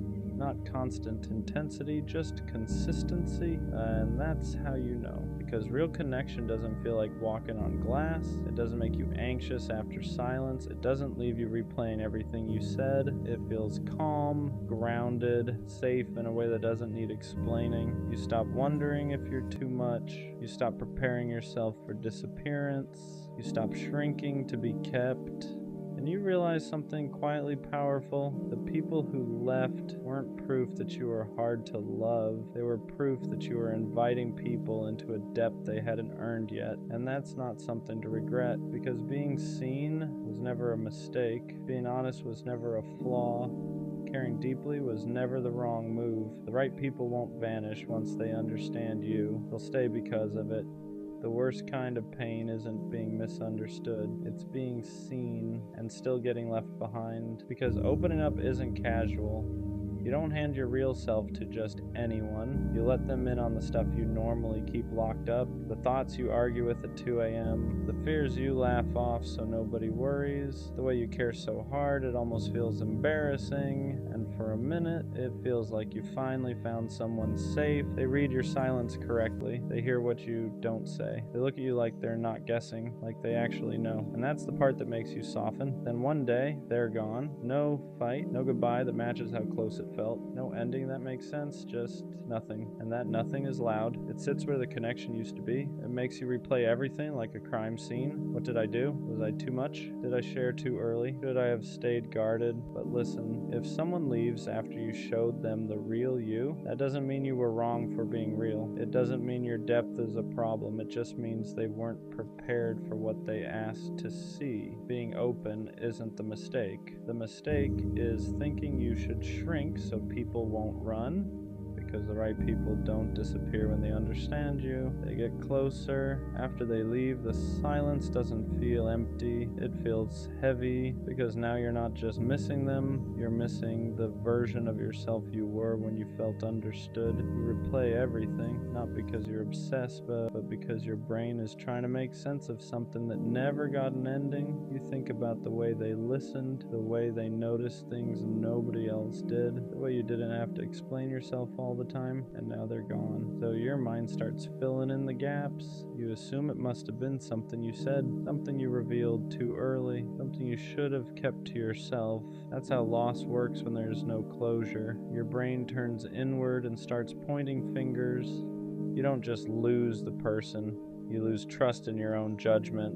You start telling yourself, next time, don't say so much. Next time, don't get attached. Next time, stay surface level. And slowly, without realizing it, You begin shrinking, not because you want to, but because you're trying to protect yourself from feeling that again. But here's the part nobody tells you. What hurt wasn't opening up. What hurt was being met halfway and then abandoned. That doesn't mean vulnerability is dangerous. It means inconsistency is. And there's a difference. After something like that, trust doesn't disappear all at once. It just changes shape. You don't stop believing in people. You stop believing in consistency. You start noticing patterns everywhere. A slower reply, a shorter message, a shift in tone that probably means nothing, but your body reacts like it's everything, because once you've been left after being seen, your nervous system remembers it before your mind does. So you stay alert, not dramatic, just cautious. You don't lean in the same way anymore. You hold back details. You soften your honesty. You keep parts of yourself for later, just in case later never comes. And the messed up part is, people don't always notice you doing this. They just feel a distance they can't explain. You still care. You're still present. But there's a layer of protection now, like glass between you and them. And you hate that because you remember how it felt before. How natural it was to let someone know you. How easy it felt to just exist without guarding every word. Now every connection feels like a risk assessment. Is this safe? Will they stay? Am I getting too close again? You don't ask these questions out loud. You just feel them. And slowly you start mistaking caution for growth. You tell yourself you're being mature when really you're just afraid of reliving the same ending. But here's the truth. Trust didn't break because you opened up. It broke because someone showed you intimacy without responsibility, and that's not your fault. After being left like that, most people learn the wrong lesson. They think the problem was caring too much. They think the solution is to care less, so they start editing themselves. They become easier, quieter, less honest, less intense.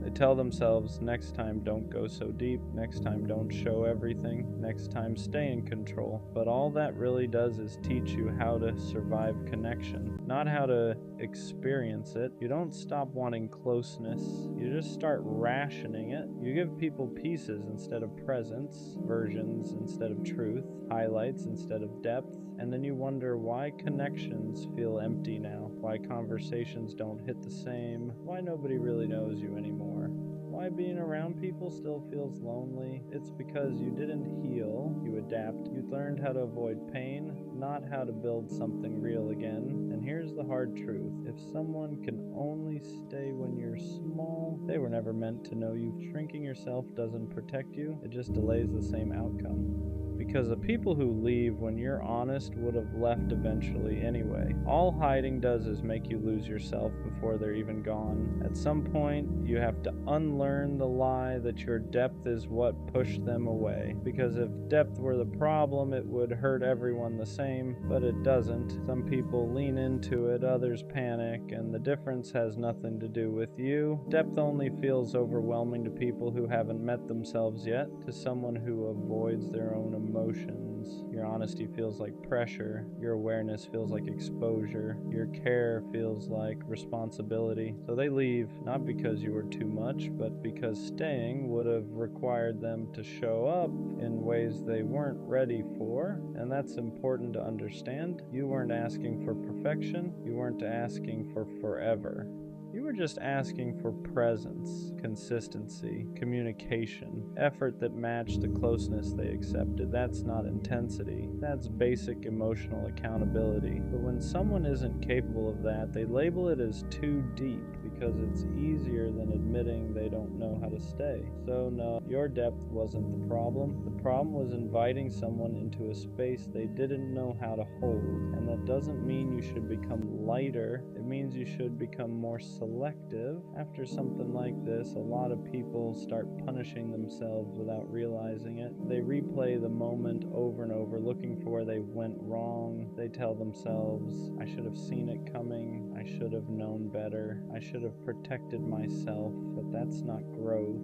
That's blame dressed up as reflection. You didn't fail by trusting. You didn't mess up by being open. You didn't lose because you cared. You just encountered someone who could only meet you halfway. And instead of letting that truth land, you turned it inward. You started questioning your instincts, your emotions, your ability to choose people. That's how one loss turns into self-doubt. You don't just grieve the person, you grieve your confidence in yourself, and slowly you start believing that maybe you're bad at choosing, that maybe your judgment can't be trusted. But here's what matters. You didn't misjudge their potential, you misjudged their capacity. Those are not the same thing. Someone can see you, feel close to you, even care about you, and still not be capable of staying. That doesn't mean your instincts are broken. It means you gave someone access before you saw their limits clearly. That's not something to punish yourself for. That's something to learn from without hardening, because the goal isn't to trust less, it's to trust wiser. Opening up again after something like that feels risky.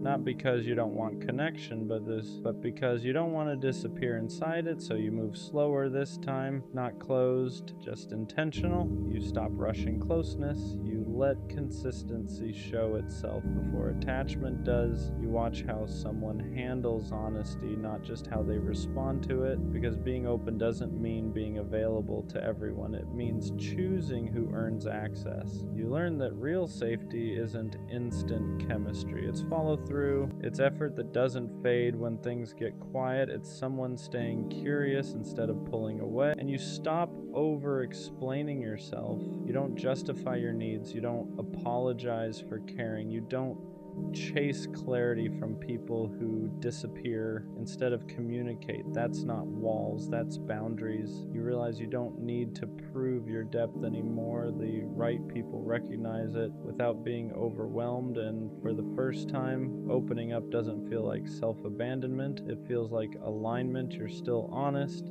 still real, still deep, just no longer handing your heart to people who haven't shown they can hold it. At the end of all this, you start to understand something important. The people who stay don't make you feel confused. They don't disappear when things get real. They don't make you guess where you stand. They don't make you question whether being yourself was a mistake. They stay because they see you, not in spite of it. They don't flinch at your depth. They don't rush you to be easier. They don't treat your honesty like a burden. They meet you with steadiness, not perfection, not constant intensity, just consistency. And that's how you know. Because real connection doesn't feel like walking on glass. It doesn't make you anxious after silence. It doesn't leave you replaying everything you said. It feels calm, grounded, safe in a way that doesn't need explaining. You stop wondering if you're too much. You stop preparing yourself for disappearance. You stop shrinking to be kept, and you realize something quietly powerful. The people who left weren't proof that you were hard to love. They were proof that you were inviting people into a depth they hadn't earned yet. And that's not something to regret, because being seen was never a mistake. Being honest was never a flaw. Caring deeply was never the wrong move. The right people won't vanish once they understand you. They'll stay because of it. Sometimes the question isn't, will I find love? It's deeper than that. It's, will someone ever choose me the way I choose them? Not temporarily, not when it's convenient, not when they're bored, but fully. There's a difference between being liked and being chosen. Liked is easy, chosen is intentional. And if you've been the one who always gives more, who stays longer, who loves harder, you start wondering if maybe you're meant to be the giver but never the one kept. You watch other people get picked without hesitation, publicly, proudly, confidently, and you sit there thinking, what is it about me that makes people unsure? Is it timing? Is it me? Am I too much? Not enough? And the scariest part isn't being alone. It's the thought that maybe you'll always be almost chosen. Being the almost changes you. You're not rejected loudly. You're not cut off dramatically. You're just not picked. You're the one they talk to every day until they meet someone else. The one they say they really like but never commit to. The one who's good enough to keep around, just not good enough to claim. And that messes with your head because there's no clear reason. They don't say you're lacking. They don't say you're the problem, they just hesitate. And hesitation feels personal. You start replaying everything. Was I too available, too understanding, too patient, or maybe not exciting enough, not mysterious enough, not whatever it takes to be chosen instantly? And slowly, your self-worth gets tied to someone else's indecision. That's the dangerous part. Because being the almost doesn't feel like rejection. It feels like you were close enough to hope, close enough to imagine it, close enough to get attached, but not close enough to stay. And when that keeps happening, you don't just question love, you question yourself. After being almost chosen enough times, you start adjusting yourself. Not dramatically, not obviously, just subtly. You become a little less expressive, a little less attached, a little less honest about how much you care. Because maybe that's the problem. Maybe you're too available, too deep, too ready. So you try being cooler, more detached, more mysterious. You pretend you don't need reassurance. You act like you're fine with seeing where it goes. You downplay your feelings so you don't scare anyone off. But here's the truth. Shrinking yourself doesn't make you more lovable. It just makes you less visible. And the worst part? Even when you adjust, even when you play it safe, you still end up almost chosen, because the issue was never that you were too much, it's that you were giving depth to people who weren't ready for it. And instead of realizing that, you internalized their hesitation. You made it about your value. You thought, if I just change this one thing, maybe next time they'll stay. But love isn't unlocked by becoming smaller. It's aligned by being fully yourself and meeting someone who doesn't hesitate. And the sooner you stop reshaping yourself for someone's indecision, the sooner you realize you were never lacking. You were just misaligned. After a while, you stop expecting to be chosen, not because you don't want it, but because you're tired of getting your hopes up. So now, whenever something starts to feel good, you brace yourself. You tell yourself not to get excited, not to imagine too far ahead, not to believe it too much, because history has taught you how this usually ends. You assume they'll lose interest, assume they'll find someone better, assume you'll become the almost again. And that mindset is heavy, because you're not just protecting yourself, you're preparing for rejection before it even happens. You start reading into small changes, shorter text, longer replies, different energy. And instead of feeling secure, you feel on edge, not because they've done something wrong, but because you've been here before. You've felt the slow fade. You've watched interest turn into distance. You've experienced the shift from excitement to uncertainty. So now you expect it, and expecting rejection changes how you show up. You hold back, you don't fully invest, you act like you care less than you do, because if it falls apart again, at least you can say you weren't all in.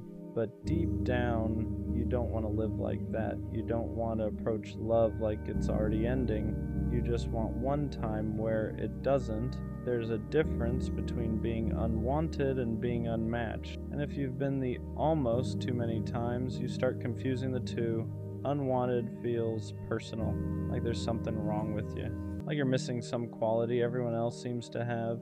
Unmatched is different. Unmatched means the timing was off, the emotional depth wasn't equal, the intentions weren't aligned. Unmatched isn't about your worth, it's about compatibility. But when someone hesitates to choose you, it doesn't feel like misalignment, it feels like rejection. And rejection feels final. You forget that love isn't a competition, that being chosen isn't about being better, it's about being right for each other at the same time. You can be attractive, kind, emotionally available, and still not be someone's person. That doesn't reduce you. It just means alignment wasn't there. And the moment you stop asking, what's wrong with me, and start asking, were we actually aligned? Everything shifts, because maybe you weren't almost chosen. Maybe you were just never meant to settle for someone unsure. Here's something you don't realize at first. Your fear of not being chosen might actually be protecting you, because when you're scared of being the almost again, you start paying attention. You notice inconsistency faster. You recognize mixed signals sooner. You don't ignore hesitation like you used to. Before, you'd cling to potential, you'd fill in gaps with hope, you'd convince yourself that uncertainty just needed time. Now, you watch. You see when someone's energy shifts, you see when effort isn't equal, you see when you're the only one leaning in. And instead of begging to be chosen, you pull back. Not out of ego, not out of pride, but out of self-respect, because deep down you don't want to be chosen by someone who's unsure. You don't want to be picked after being compared, after being doubted, after being an option. You want someone certain. So maybe the real shift isn't asking, will I ever be chosen? It's asking, do I even want to be chosen by someone who hesitates? And that question changes everything. At some point, you get tired of chasing certainty from other people. You get tired of waiting for someone to confirm your value, tired of reading into words, tired of hoping their actions will finally match. So something shifts. Instead of asking, do they want me? You start asking, do I even want this? That's power. Because when you become certain in yourself, you stop needing constant reassurance. You know what you bring, you know how you love, you know the depth you offer, and that confidence changes your energy. You don't beg, you don't overprove, you don't shrink to stay, you let people show up or not. And if they hesitate, you don't internalize it. You understand that someone else's confusion is not a reflection of your worth. You stop trying to convince people to choose you, because the right person won't need convincing. They'll recognize you, and more importantly, you'll recognize them, not because they picked you, but because they're clear, consistent, and certain. And this time, certainty goes both ways. Here's the part nobody tells you.